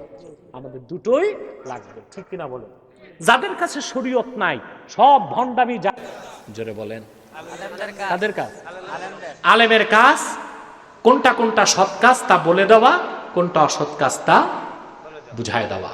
কিন্তু আমাদের বাংলাদেশে আলেমদেরকে সেই সুযোগ দেওয়া হয় না, সেন্সর করা হয়। কি করা হয়? এটা বলবেন, এটা বলবেন না, এটা বলবেন, এটা বলবেন না। আল্লাহ তো সেন্সর করে নাই, তুমি সেন্সর করার কে? আল্লাহ কি বলছেন উলামায়ে কেরামকে? ইয়া আইয়ুহাল্লাযীনা আমানুত্তাকুল্লাহা ওয়া কুলু কাওলান সাদীদা। মুমিনগণ, আল্লাহকে ভয় করো আর সত্য কথা বলো, সিধা কথা বলো, যে কথায় কোনো বক্রতা নাই। আল্লাহ সেন্সর করছেন না? বলছেন কোরআন হাদিসে যা আছে সব সব বলো। তা আলেমের কাজ হচ্ছে কোনটা শিরক তা বলে দেওয়া, কোনটা কুফর তা বলে দেওয়া, কোনটা বেদাত তা বলে দেওয়া, কোনটা তাওহীদ, কোনটা রিসালাত, কোনটা ইসলামের কাজ তা বুঝায় দেওয়া। আলেম মুখ দিয়ে সৎ কাজে আদেশ করবে, অসৎ কাজে বাধা দিবে। ফাইল্লাম ইয়াস্তাতি ফাবিকলবিহি ওয়া যালিকা আযআফুল ঈমান। যদি হাতের ক্ষমতা না থাকে, বাক শক্তি না থাকে, মুখে বলার সাহস না থাকে, তাহলে সে যেন অন্তরে ঘৃণা করে সৎ কাজকে গ্রহণ করবে, অসৎ কাজকে বর্জন করবে। এটা ঈমানের নিম্ন স্তর। আমাদের তো একটাও নাই, ঠিক কিনা? কারো কারো আছে, অধিকাংশের নাই, ঠিক কিনা? তাহলে সৎ কাজে আদেশ, অসৎ কাজে নিষেধ, তার পর্যায় কয়টা? জোরে বলেন কয়টা? ফতোয়া আলমগীরিতে এসেছে আল আমরু বিল মারুফ আলাল উলামাই বিল ইয়াদি, আলাল উমারাই বিল ইয়াদি, ওয়া আলাল উলামাই বিল লিসান, ওয়া আলা আওয়ামিন নাস বিল কলবে। শাসকের উপর দায়িত্ব হচ্ছে সৎ কাজের আদেশ অসৎ কাজে বাধা হাত দিয়ে। সে তার ফোর্স প্রয়োগ করবে সৎ কাজ প্রতিষ্ঠা করতে, যে অসৎ কাজ বাধা দিতে। যে আলেমের উপর দায়িত্ব হলো মুখে, সাধারণ জনগণের কাজ অন্তরে। ঠিক কিনা বলে? তার একটি দৃষ্টান্ত আল্লাহ পাক কোরআন কারিমে দিয়েছেন হযরত ইব্রাহিমের মাধ্যমে। সুবহানাল্লাহ বলে। বাধা কিসে? মুখে, হাতে, অন্তরে। মুখে, হাতে, অন্তরে। এবার দেখেন কোরআন কারীম থেকে বিষয়টি আমি আপনাদেরকে দেখাচ্ছি। হযরত ইব্রাহিম আলাইহিস সালাম তাওহীদ প্রতিষ্ঠার ক্ষেত্রে আল্লাহ যাকে কোরআনে মডেল নির্ধারণ করেছেন, সুবহানাল্লাহ বলবেন না? গোটা মুসলিম জাতির জনক বলেছেন, আল্লাহ বলেন মিল্লাতা আবিকুম ইব্রাহিম, তোমাদের জাতির জনক হযরত ইব্রাহিম। সুবহানাল্লাহ বলেন। আল্লাহ পাক ওনার উদাহরণ দিয়েছেন সূরা আম্বিয়াতে 50 থেকে 70 নম্বর আয়াত পর্যন্ত। আল্লাহ পাক 20টি আয়াতের মধ্যে হযরত ইব্রাহিমের সংগ্রামী জীবনের কথা তুলে ধরেছেন মুসলমানদেরকে উদ্বুদ্ধ করার জন্য। বলেন সুবহানাল্লাহ। আল্লাহ রাব্বুল আলামিন সেখানে বলেন হযরত ইব্রাহিমের জন্ম ইরাকের বাবেল নগরীতে। নাম শুনেছেন? এই বাবেল কি ইতিহাসে বলা হয় বেবিলন। কি বলা হয়? এই এলাকায় ওনার জন্ম। ওনার এলাকায় যারা ছিল তারা সবাই ছিল মূর্তি পূজারী, প্রকৃতি পূজারী, আর অধিকাংশই পূজা করত নক্ষত্রের। কিসের? আর তারা বিভিন্ন মূর্তি নির্মাণ করে খোদা হিসেবে ইবাদত করত, সাজদা করত, পূজা করত, অর্চনা করত। তিনি যখন আল্লাহর পক্ষ থেকে নির্দেশ পেলেন তাওহীদের দাওয়াত দেবার, প্রথমেই তিনি এই শিরকের বিরোধিতা করলেন তার মুখে। সুবহানাল্লাহ বলেন। কিসে করলেন? জোরে বলেন। কি বললেন তিনি? শোনেন, আল্লাহর ভাষায় শোনেন। হযরত ইব্রাহিম তার কওমের শিরকের বিরোধিতা করতে যে তিনি প্রথমেই তাদেরকে বললেন ইয ক্বালা লিআবিহি ওয়া কওমিহি মা হাদিহি তামাসিলুল্লাতী আনতুম লাহা আকিফুন। হে পিতৃব্য, হে আমার কওম, এই যে প্রতিমা প্রতিকৃতি বানায়া পূজা করতেছো, ইবাদত করতেছো, এগুলো কি? এই তো খোদা না, খোদা নামের বেহুদা। নিজ হাতে বানায়া ইবাদত করো, পূজা করো, অর্চনা করো, মূর্তির নামে, ভাস্কর্যের নামে, প্রতিচ্ছবির নামে, প্রতিকৃতির নামে। এগুলোর কি অর্থ আছে আমাকে বুঝাও। এটা হলো মৌখিক বাধা। কথা বলে না। সৎ কাজে আদেশ, অসৎ কাজের বাধা কয়টা পর্যায়? মুখে, হাতে, অন্তরে। মুখে, হাতে, অন্তরে। কথা বুঝতেছেন? তিনি বাধা দিলেন কিভাবে? মুখে। কিভাবে বাধা দিলেন? সুবহানাল্লাহ বলবেন না? কওমের পক্ষ থেকে জবাব দেওয়া হলো ক্বালু ওয়াজাদনা আবাআনা লাহা আবিদিন। এই বেহুদা কাজের কোনো দলিল আমাদের কাছে নাই। একটা দলিল আছে, বাপ দাদা করতো, আমরাও করি। নাউজুবিল্লাহ বল। বাপ দাদা করতো, আমরাও করি। আর কোনো দলিল আমাদের কাছে নাই। তিনি তাদেরকে বুঝালেন, পরিশেষে তাওহীদের দাওয়াত দিলেন। কি বললেন? قال بل ربكم رب السماوات والأرض الذي فطرهن وأنا على ذلكم من الشاهدين। শোনো, এই মূর্তি প্রতিমা এগুলো তোমাদের খোদা হতে পারে না, বরং তোমাদের এবং গোটা সৃষ্টি জগতের রব আল্লাহ রাব্বুল আলামিন, একমাত্র ওনার ইবাদত করতে হবে যিনি সব কিছুকে সৃষ্টি করেছেন। আর আমি এই ব্যাপারে তোমাদেরকে আল্লাহর তাওহীদের পক্ষে প্রত্যক্ষ সাক্ষীদাতা আমি ইব্রাহিম নিজে। বলেন সুবহানাল্লাহ। তারা মানতে চাইল না। তিনি বাধা দিলেন কিসে? আমার এখন মনে হচ্ছে আমি কবরস্থানের পাশে আছি। প্রথম বাধা দিলেন ইব্রাহিম আলাইহিস সালাম কিসে? সৎ কাজে আদেশ করলেন, অসৎ কাজে নিষেধ করলেন। কিসে? মানল না তারা। এবার তিনি চলে গেলেন হাতে। কিসে? হাতের আগে মুখে কর্মসূচি দিলেন। এটা আমার কথা না, কোরআন কারীম সূরা আম্বিয়া। কি কর্মসূচি দিলেন? যে আমি আর মুখে বলবো না, মুখের কাজ শেষ, এবার হবে তিনি বললেন, শোনো, ওয়াতাল্লাহি লাআকিদান্না আসনামাকুম বা'দা আন তুওয়াল্লু মুদবিরিন। আমি তোমাদের দাওয়াত দিলাম, বুঝালাম মূর্তি পূজার বিরুদ্ধে, তোমরা শুনলা না। আল্লাহর পবিত্র সত্তার কসম, তোমাদের এই হাতে বানানো খোদা নামের বেহুদাদের ব্যাপারে চূড়ান্ত সিদ্ধান্ত আমি গ্রহণ করতে যাচ্ছি। তোমরা তোমাদের আস্তানা থেকে চলে যাবার পরপরই। তারপর তিনি কি করলেন? পরের আয়াতে আল্লাহ পাক বলছেন, ফাজআলাহুম জুদাদান ইল্লা কাবীরান লাহুম লাআল্লাহুম ইলাইহি ইয়ারজিউন। তারা এখন সব চলে গেল। হযরত ইব্রাহিম কুঠার একটা নিয়া মূর্তিদের নাক, মুখ, হাত ভাঙ্গা একেবারে সব লম্বা করে দিছে। একটি মূর্তিকে রেখে দিলেন, বড় মূর্তিটা, ওইটার নাকের মধ্যে যে হাতুড়িটা লটকায় দিছে। কারণ ওরা তো এসে চিন্তা করবে বিষয়টা কি, কথা বুঝেন নাই বিষয়টা। তার জন্য জবাবের জন্য বড় মূর্তিটার কাছে যায় রহস্য উদ্ঘাটন করতে। সে একটিকে ভাঙলেন না, সবগুলোকে ভেঙ্গে নাক কান সোজা করে দিছে। এবার তারা আসছে পরের দিন এসে তারা হইচই শুরু করে দিল। قالوا من فعل هذا بآلهتنا إنه لمن الظالمين। আরে, আমাদের খোদাগুলোকে পিটাইয়া দুরস্ত করে দিছে লোকটাকে, সে তো খুবই জালেম। এখন বাকিরা বলল, শোনো, কে করছে, আমরা লোকটাকে চিনি। قالوا سمعنا فتى يذكرهم يقال له إبراهيم। আমাদের দেশে একজন যুবক আছে যে মূর্তিগুলোকে গালিগালাজ করে, শিরকের বিরোধিতা করে, আমাদেরকে বিরত রাখে, লোকজন তার ইব্রাহিম বলে ডাকে।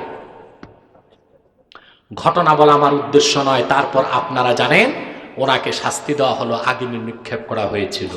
সেই ঘটনাটা বলা আমার উদ্দেশ্য নয়। সৎ কাজে আদেশ, অসৎ কাজে বাধার ক্ষেত্রে তিনি প্রয়োগ করলেন মুখ, তারপরে মুখের পরে কি জোরে বলতে হবে, মুখের পরে সুবহানাল্লাহ বলবেন না। এরপরে দেখেন আমার ভাইয়েরা, হযরত ইব্রাহিমকে আগুনে ফেলে দেওয়া হলো, সেখান থেকে তিনি নিস্তার লাভ করলেন। তারপরও বাবেলের মানুষজন যখন হেদায়েতকে গ্রহণ করলো না, আল্লাহ হুকুম করলেন হযরত ইব্রাহিম বাপদাদার মাতৃভূমি ছেড়ে হিজরত করে চলে গেলেন কেনানে। এটা হলো মন দিয়ে তাদের বিরোধিতা করলেন, ঠিক কিনা বলেন? তাহলে হযরত ইব্রাহিম সৎ কাজে আদেশ, অসৎ কাজে বাধার ক্ষেত্রে তিনটি জিনিস প্রয়োগ করেছেন, মুখে, হাতে, মনে। মুখে, হাতে, মনে। রাসূল করিম সাল্লাল্লাহু আলাইহি সাল্লাম ওনার দিন ইসলাম, চূড়ান্ত দিন ইসলামের মধ্যে হুকুম করেছেন সৎ কাজে আদেশ, অসৎ কাজে বাধার ক্ষেত্রে প্রয়োগ করতে হবে মুখ, হাত।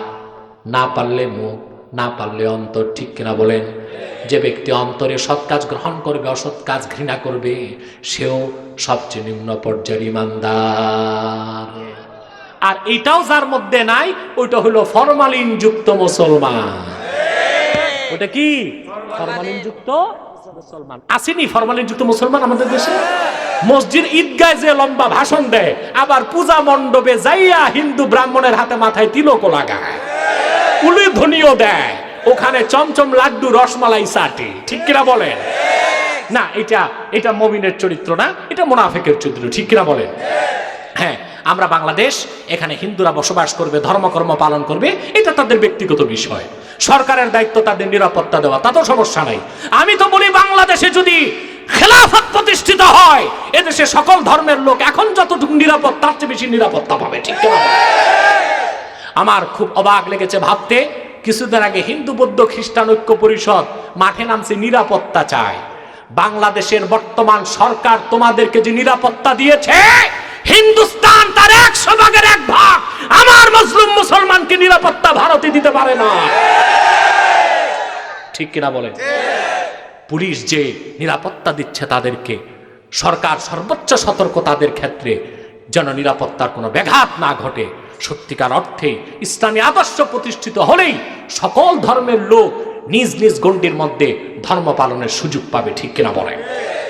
অতএব মুসলমান, আমাদেরকে সৎ কাজের আদেশ করতে হবে, অসৎ কাজে বাধা দিতে হবে। আমরা কি কি আলোচনা শুনলাম মনে আছে আমাদের? মুহাম্মদ সাল্লাল্লাহু আলাইহি ওয়াসাল্লামের উম্মত, আমরাই শ্রেষ্ঠ জাতি। শ্রেষ্ঠত্বের প্রথম কারণ আমরা উম্মতে মুহাম্মদী। শ্রেষ্ঠত্বের দ্বিতীয় কারণ আমাদের কাজ সার্বজনীন। শ্রেষ্ঠত্বের তৃতীয় কারণ পূর্বে নবীদের যে মিশন ছিল আমাদেরকে আল্লাহ ওই মিশন দিয়েছেন, সৎ কাজে আদেশ, অসৎ কাজে বাধা। আমরা এটা করব? কথা বলেন, আমরা এটা করব? তাহলে সৎ কাজকে পৃষ্ঠপোষকতা দিব, অসৎ কাজকে আমরা ঘৃণার সাথে প্রত্যাখ্যান করব। এটা সাধারণ জনগণের কাজ। উলামায়ে কেরামের কাজ হচ্ছে সৎ কাজ মানুষকে বুঝাবে, অসৎ কাজে বাধা দিবে। আর গভর্নমেন্টের কাজ হচ্ছে একটা চেয়ার দাও না ওনাকে বসার জন্য, কষ্ট হচ্ছে আপনার বসতে। যাদের হাঁটুতে সমস্যা তাদের জন্য কিছু চেয়ারের ব্যবস্থা রাখা উচিত, কষ্ট হয়ে যায় নতুবা বসতে। কথা বুঝতেছেন? আর শাসকের কাজ হচ্ছে সৎ কাজ কি করবে? প্রতিষ্ঠায় বল প্রয়োগ করবে, অসৎ কাজকে বল প্রয়োগ করে মিটাই দিবে। কিন্তু সবচেয়ে বড় সমস্যা কোনটা সৎ কাজ এটি আমরা বুঝি না, কোনটা অসৎ কাজ এটা আমরা বুঝি না, ঠিক কিনা? আমি একটা উদাহরণ দিই আপনাদেরকে। আমাদের দেশে একটা কথা আছে, বাল্য বিবাহ। এটা একটা নিষিদ্ধ কাজ প্রচলিত আইনে, ঠিক কিনা? এটা কি কাজ? কথা বলেন, নিষিদ্ধ কাজ। যদি মেয়ের বয়স 18 না হয়, ছেলের বয়স 21 না হয়, 10,000 লোক দাওয়াত করে ঢোল ডপলা পিটায় বিয়ে দিল, এটা অবৈধ কাজ, এটা বাল্য বিবাহ। এটা কি? যদি পুলিশ প্রশাসন খবর পায় তাহলে এসে বিনা ওয়ারেন্টে দোনো বিয়াই অ্যারেস্ট, বর কনে অ্যারেস্ট, যে ম্যারেজ রেজিস্টার যে খাতা নিয়ে দৌড়ায়, হ্যাঁ, মৌলভী সাহেব উনিও অ্যারেস্ট, এমনকি মেহমান অ্যারেস্ট, বাবুরসে যে আসছে রান্না করতে ও অ্যারেস্ট, ঠিক কিনা? কারণ এটা বাল্য বিবাহ। কি একটা জায়েজ কাজ হয়ে গেল কি না যায়? পক্ষান্তরে যে কোনো বয়সের ছেলে মেয়ে, বয়স যাই হোক, 10 বছর, 12 বছর, 14 বছর, যদি একটু ফ্রি মিক্সিং, লিভ টুগেদার, একটু ফষ্টি নষ্টি করে, পেছনে পেছনে একটু ফষ্টি নষ্টি করে, মেলামেশা করে, তাতে কোনো দোষ নাই। বাচ্চা মানুষ তা তো করতেই পারে। নাজায়েজকে আইন করে জায়েজকে নাজায়েজ বানাইলাম বাল্য বিয়ের নামে। আর জায়েজ কাজ, বিবাহ পবিত্র কাজ, এটারে বয়সের কারণে নাজায়েজ বানাইলাম। সেজন্যই তো ধর্ষণ আজকে বেড়ে গেছে বাংলাদেশ। আজকের বাংলাদেশে 80 বছরের বৃদ্ধা থেকে 8 বছরের শিশু কন্যাও লম্পট চরিত্রহীন যুবকের হাত থেকে বাঁচতে পারছে না। তার মূল কারণ কোরআনের শিক্ষা না থাকার কারণে। তার দ্বিতীয় কারণ ইংরেজদের ভুল আইন চর্চার কারণে, ঠিক কিনা বলেন? আজকে ধর্ষণ কারা করছে? নাস্তিকদের দূরবীনটা মাদ্রাসার দিকে। মাদ্রাসায় কি হয়?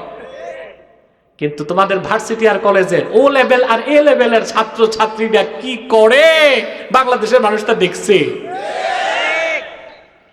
কতটা নির্লজ্জ বেহায়া বাপ মা মেয়েকে অনুমতি দিয়ে দিয়েছে বন্ধুর বাড়িতে যে পড়াশোনা করতে। পান নাই আপনারা? পত্রিকা দেখেন নাই? আমি নাম নিব না এইসব লম্পট ছেলে মেয়েদের। মেয়ে গিয়েছে বন্ধুর বাড়িতে, ফাঁকা বাড়িতে, বন্ধু তারে হাতে কলমে পড়ায় দিস, ঠিক কিনা? এখন মেয়ের মা কান্নাকাটি করে, বাবা কান্নাকাটি করে। অসভ্য মহিলা, তোমার যুবতী মেয়েকে ফাঁকা বাড়িতে যুবক ছাত্র বন্ধুর কাছে পাঠিয়েছো। যদি সেই লম্পট যুবকের ফাঁসি হয়, তোমার মতো লম্পট মায়েরও ফাঁসি হওয়া দরকার বাংলাদেশে। তুমি কিভাবে তোমার যুবতী মেয়েকে একটি যুবক বন্ধুর বাড়িতে পাঠিয়েছো, ফাঁকা বাড়িতে, ফাঁকা ফ্ল্যাটে, যেখানে যুবক ধর্ষণ করেছে তার বন্ধুদেরকে নিয়ে। তোমার মেয়ে জীবন হারিয়েছে, চরিত্র না জীবন হারিয়েছে। এখানে যদি যুবক যুবতী ইসলামের শতসিদ্ধ প্রথা, নিয়ম, আইন, পর্দাকে রক্ষা করত, এই দুর্ঘটনা ঘটত না, ঠিক কিনা? কিছু মাদ্রাসায় কিছু দুর্ঘটনা ঘটে, কিন্তু কোন মাদ্রাসায় কি অবৈধ কাজ হয় ওটা কি গোয়েন্দা সংস্থা ধরে, না পুলিশ ধরে, না মাদ্রাসা শিক্ষক ধরে? কথা বলেন। শিক্ষক ধরে, অন্য ছাত্র ভাই ধরে, কারণ তারা এই কাজটাকে ঘৃণা করে, নাজায়েজ মনে করে। তোমাদেরটা ধরতে হয় মরার পরে, কারণ তোমরা এটারে জায়েজ মনে করো। এই হলো মাদ্রাসা আর স্কুল কলেজে পার্থক্য, ঠিক কিনা? তারা ওটাকে নাজায়েজ মনে করে, এই জন্য এক ছাত্র ভাই আরেক ছাত্র ভাইয়ের অপরাধকে ধরিয়ে দেয় আর তোমরা শুনতে পাও। কিন্তু তোমাদের বিশ্ববিদ্যালয়ের ক্যাম্পাসে অহরহ বলাৎকার হচ্ছে, সমকামিতা হচ্ছে, ব্যভিচার হচ্ছে, জেনা হচ্ছে, সেটা ধরা যায় না, তোমরা ওটাকে বৈধতা দিয়েছো। মাদ্রাসার ছাত্র শিক্ষক এটাকে অবৈধ মনে করে, নাজায়েজ মনে করে, হারাম কাজ মনে করে, ঠিক কিনা বলো? আজ ধর্ষণ বেড়েছে, তার কারণ কি? আমরা বয়সের কারণে বিয়ে আটকায় দিছি, সেজন্য ধর্ষণ বেড়েছে। এই ক্ষেত্রে আমাদের ইসলামের আইনকে গ্রহণ করতে হবে। আগে বলা হতো ইসলাম পাথর বর্ষণে হত্যা করে জেনাকারীকে এটা বর্বর আইন, নওজুবিল্লাহ বলে। আর সারা বাংলাদেশে আওয়াজ উঠেছে ধর্ষকের শাস্তি মৃত্যুদণ্ডই দিতে হবে। গাধা পানি খায় ঘোলা করে। এখন বুঝতেছে তারা এই সোশ্যালিজম, কমিউনিজম, সেকুলারিজমে দেশ চালানো যাবে না, খেলাফতের ভিত্তিতে দেশ চালাতে হবে। কোরআন কারীম ও সুন্নাহর ভিত্তিতে দেশ চালালেই হতে পারে একটি ধর্ষণ মুক্ত বাংলাদেশ, একটি সন্ত্রাস মুক্ত বাংলাদেশ, একটি সহিংসতা মুক্ত বাংলাদেশ, একটি নেশা মুক্ত বাংলাদেশ, একটি দুর্নীতি মুক্ত, পরিচ্ছন্ন, একটি কার্যকর, সফল, শান্তির বাংলাদেশ। সেজন্য সকল ওলামায়ে কেরামকে এক হয়ে কাজ করতে হবে।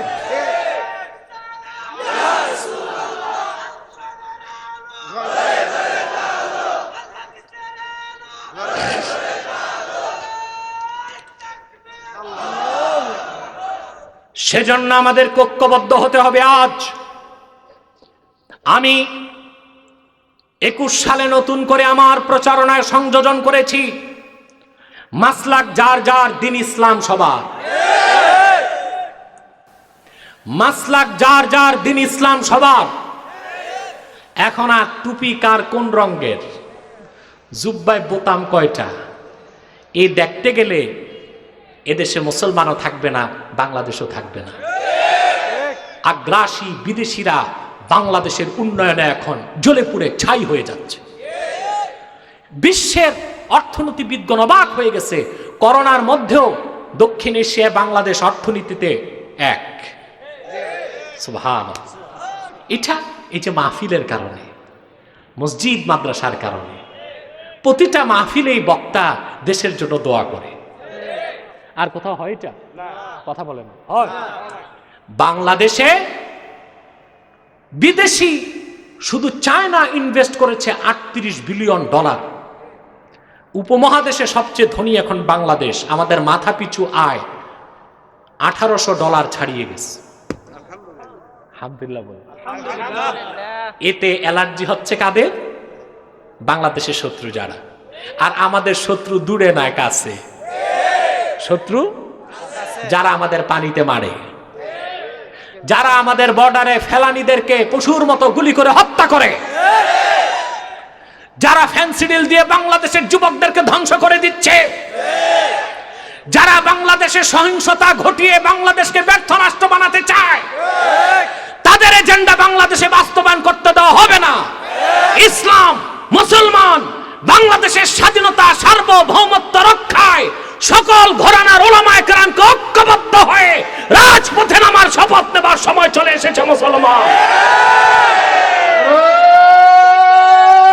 তাকবীর, আল্লাহু আকবার, নারে সালাত, ইয়া রাসূলুল্লাহ, আহলে সুন্নাত ওয়াল জামাত জিন্দাবাদ, জিন্দাবাদ, বিশ্বের মুসলিম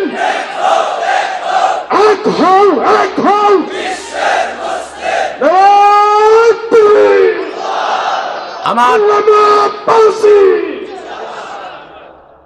আমার প্রিয় ভাই ও বন্ধুগণ, প্রত্যেকের মাসলাক তার কাছে থাক। আমার টুপি আমার এটা পছন্দ, আমার প্রিয় রং সবুজ আর সাদা। তবে আমি আরেকজনকে চাপিয়ে দিব না, তার মন চায় সাদা পড়ুক, কালো তাও পড়ুক, টুপি তো লাগাইছে। কথা বলে যদি টুপিতে যাইয়া মাসলাক দেখি তার এক লোক টুপি না মাথায় কেটে ফেলবে, ঠিক কিনা? না, আমি চাপিয়ে দিব না। আমি জুব্বা পড়তে পছন্দ করি, কারো যদি খাটো কুর্তা থাকে পরুক না, শার্ট আর প্যান্ট তো লাগায় নাই, কুর্তাই তো পড়ছে। কথা বলেন, আমরা সীমাতিরিক্ত বাড়াবাড়ি করব না। এখন আর দ্বন্দ্বের সময় নাই, কে কওমি কে আলিয়া। এই সুযোগ এখন করতে গেলে শত্রু আমাদের সকলের 12টা বাজায় দিবে। আপনাদেরকে একটা ছোট্ট ইতিহাস শোনাচ্ছি। আজ থেকে 750 বছর আগে অর্ধেক পৃথিবী শাসন করেছে বাগদাদের খলিফাগণ, জানেন আপনারা, আব্বাসী খলিফাগণ, ঠিক কিনা? যিনি বিদায়ী খলিফা ছিলেন বাগদাদের, ওনার প্রধানমন্ত্রী ছিল একজন রাফিজি, বাতিল আকীদার। এই রাফিজি প্রধানমন্ত্রী, মঙ্গোলিয়ার শাসক ছিল চেঙ্গিস খান, তার নাতি হালাকু খাঁর সাথে চুক্তিবদ্ধ হইল যে আপনি এসে বাগদাদ হামলা করেন, আমি আপনাকে সুযোগ করে দিব। গাদ্দার দেশের বাইরে থাকে না ভিতরে? ওই থাকে, ভিতরে থাকে। প্রধানমন্ত্রী কি করলো? সমস্ত সেনাবাহিনীকে পাঠিয়ে দিল বর্ডারে, যে বাইরের হামলা আসতে পারে, তোমরা বর্ডার রক্ষা করো। চিঠি লিখলো হালাকু খানকে, তুমি বাগদাদ হামলা করো। আর সমস্ত বাগদাদের মুসলমানকে এক জায়গায় করলো একটা বাহাসের নামে, কাকের গোশত হালাল না হারাম। বাহাস চলতেছে 1 মাস যাবত। সমস্ত মুসলমানের দৃষ্টি বাহাসে, কাকের গোশত হালাল না হারাম। সৈন্য সব সীমান্তে, আর রাজধানী ফাঁকা। একদিনেই চেঙ্গিস খানের নাতি বর্বর হালাকু খান বাগদাদ হামলা করে 18 লক্ষ মুসলমানকে হত্যা করেছিল। অতএব বিজাতীয় শক্তি মোসাদ এবং ওলামায়ে কেরামের দ্বন্দ্ব বাড়াবে। আমরা মাসলাক নিয়ে ঝগড়া করব, আর বাংলাদেশের স্বাধীনতা হরণ করতে শকুন চলে আসবে। এটাই আমার ভিতরের বেদনা, এটাই আমার ইনার ভয়েস। ইনার ভয়েস বুঝেন? মনের ভিতরে সুপ্ত কথা, যা বলতে পারি না, এখন বলতে চাচ্ছি। আমি জানি এ কথা বলার কারণে আমার উপর অত্যাচার হতে পারে, হামলা হতে পারে, মামলা হতে পারে, নির্যাতন হতে পারে, কিন্তু ইসলামের সুমহান স্বার্থে আমি জীবন উৎসর্গ করতে প্রস্তুত আছি। আর ইসলামের স্বার্থেই আমি স্বাধীন বাংলাদেশকে ভালোবাসি। মনে থাকবে? অতএব আপনারা খেয়াল রাখবেন, মাসলাক যার যার, দিন ইসলাম সবার। মাসলাক যার যার, দিন ইসলাম সবার। আপাতত এই স্লোগানে চলেন। তারপর যে পুরনো স্লোগান মাসলাক যার যার, সুন্নিয়ত সবার, সেটা তো আছেই। সুন্নিয়ত বাদ দিলে তো কেউ মুসলমানই থাকে না, ঠিক কিনা? আপাতত স্লোগানটি, এই স্লোগানে চলুন, মাসলাক যার যার, দিন ইসলাম সবার। দিন ইসলাম থাকবে, আমরা থাকবো, আমরা থাকবো, বাংলাদেশ থাকবে, ঠিক কিনা? আল্লাহ পাক যেন আমাদেরকে তৌফিক দান করেন। সাদাকাল্লাহুল আযীম ওয়া সাদাকা রাসূলুহুন নবিয়ুল কারীম ওয়া নাহনু আলা যালিকা মিনাশ শাহিদিন ওয়াশ শাকিরিন আলহামদুলিল্লাহি রাব্বিল আলামিন। আপনাদেরকে আমার একটা আরজ সবসময় আমি করে থাকি। আপনারা এখানে হাজার হাজার লোক আছেন, বিভিন্ন দলের লোক, কিন্তু এই মাঠে আমাদের কোনো দল নাই। আমরা এক দল, আমরা মুসলমান। এই স্টেজে কোনো আওয়ামী লীগ বিএনপি নাই, এখানে দল মুক্ত পরিচয়, আমরা মুসলমান, ঠিক কিনা? সেজন্য এক স্টেজে, একটা ভেন্যুতে আমাদের আসা সম্ভব হয়েছে। আমি আপনাদের কাছে করজোর অনুরোধ করব, দল যার যেটাই থাক, রাজপথে থাকবে, সংসদে থাকবে, কিন্তু সকল দলের মুসলমান আমরা ঐক্যবদ্ধ হয়ে যাব ইসলামের শত্রু যারা, তাদের বিরুদ্ধে। বাংলাদেশে বিভিন্ন ধর্মের লোক আছে না? তারা তাদের ধর্মকর্ম পালন করছে, আমরা কি কোনো বাধা দেই? কিন্তু বাংলাদেশে একটি অমুসলিম সম্প্রদায় আছে, যাদের একমাত্র কাজ মানুষকে ধোঁকা দিয়ে কাফের বানানো, কনভার্ট করা, অমুসলিম বানানো। তাদেরকে ছাড় দেওয়ার কোনো সুযোগ নাই। তারা হলো কুখ্যাত কাদিয়ানি সম্প্রদায়। নিঃসন্দেহে তারা অমুসলিম এবং কাফের, কারণ তারা আল্লাহর, তাদেরকে যারা কাফের বলবে না, তারাও কাফের, কারণ তারা আল্লাহর আখিরি নবী, নূর নবী হযরত মুহাম্মদ সাল্লাল্লাহু আলাইহি সাল্লামকে আল্লাহর শেষ নবী হিসেবে বিশ্বাস করে না। চিল্লায় বলেন নাউযুবিল্লাহ। এই জন্য তারা কি? সর্বশক্তি দিয়ে বলেন তারা কি? তাদেরকে যারা কাফের বলবে না তারাও কাফের। তারা মানুষকে ধোঁকা দিয়ে কাফের বানাবার জন্যে মুসলমানদের মতো নাম রাখে, টুপি লাগায়, দাড়িও রাখে। তাই বলি কি তারা মুসলমান হবে? দাড়ি রাখলেই কেউ যদি মুসলমান হতো তো রবীন্দ্রনাথ ঠাকুরের চেয়ে বড় মুসলমান কি হইত? সে কি মুসলিম ছিল না অমুসলিম? টুপি লাগালে মুসলমান হওয়া যায়? কথা বলে না। মহাত্মা গান্ধী টুপি লাগাইত, সে কি মুসলিম ছিল না অমুসলিম? নাম রাখলে মুসলমান হওয়া যায়? কথা বলে না। এক শয়তান বোতল ভর্তি পেশাব লেবেল দিল শরবত, ওটা শরবত হবে? তদ্রুপ কাদিয়ানের অমুসলিম আব্দুল আউয়াল, আব্দুস সামাদ, মোবাশ্বের আলী, কবির চৌধুরী এসব নাম রাখার দ্বারা তারা মুসলমান হতে পারে না। আমার ভাইয়েরা, আমার বন্ধুরা, আমার আল্লাহ ও নূর নবী আমার হযরত মুহাম্মদ সাল্লাল্লাহু আলাইহি ওয়াসাল্লামের ইসলাম ও কোরআনের হাজার হাজার হাজার বছর পরে বর্তমান ভারতের কুখ্যাত পাঞ্জাবের, কুখ্যাত গুরুদাসপুরের, কুখ্যাত কাদিয়ানে ইংরেজ আমলে এক শয়তান নিজকে নবী দাবি করছে। চিল্লায় বলেন নাউজুবিল্লাহ। ওই শয়তানটার নাম রেখেছিল তার বাপ মির্জা গোলাম আহমদ কাদিয়ানি।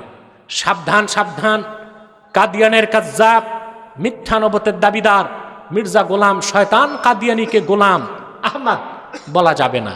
আর কাদিয়ানের কাজ্জাব, মিথ্যা নবুয়তের দাবিদার মির্জা গোলাম শয়তান কাদিয়ানি, সে ছিল শেষ দরজার কুখ্যাত কাফের। সে গোলাম আহমদ, আহমদ এর গোলাম ছিল না, সে ছিল কুখ্যাত শয়তানের কুখ্যাত গোলাম। কাদিয়ানের কাজ্জাব, মিথ্যা নবুয়তের দাবিদার মির্জা গোলাম শয়তান কাদিয়ানির উপর গজব এসেছে 1908 সালে। যখন গজব এসেছে, কাদিয়ানের কাজ্জাব, মিথ্যা নবুয়তের দাবিদার মির্জা গোলাম শয়তান কাদিয়ানি 1908 সালে ধ্বংস হয়ে কুখ্যাত জাহান্নামের কুখ্যাত কুকুরে পরিণত হয়েছে। তার অনুসারীরাও ধ্বংস হয়েছে। বর্তমানে কিছু কাদিয়ানি বাংলাদেশে আছে যারা ইসলাম ও মুসলমানের বিপক্ষে চক্রান্ত করে যাচ্ছে। তাদের বড় আস্তানা বাংলাদেশে পঞ্চগড়ে আর আপনাদের ব্রাহ্মণবাড়িয়ায়। নাসিরনগরেও তারা একটা কেন্দ্র করেছে। এই পর্যন্ত বাংলাদেশে তারা প্রায় 85-84টা কেন্দ্র করে ফেলেছে। এটার জন্য আপনারা দায়ী। ওলামায়ে কেরাম কাদিয়ানীদের ব্যাপারে যতটুকু মানুষকে সচেতন করা দরকার ছিল ততটুকু করে নাই, সেজন্যই তারা সুযোগ পেয়েছে। ইসলাম ও মুসলমানের বিপক্ষে মারাত্মক চক্রান্তে তারা লিপ্ত আছে, মারাত্মক চক্রান্তে তারা লিপ্ত আছে। তারা মানুষকে ধোঁকা দেবার জন্যে নাম পরিবর্তন করে করে মিথ্যা পরিচয় দেয়।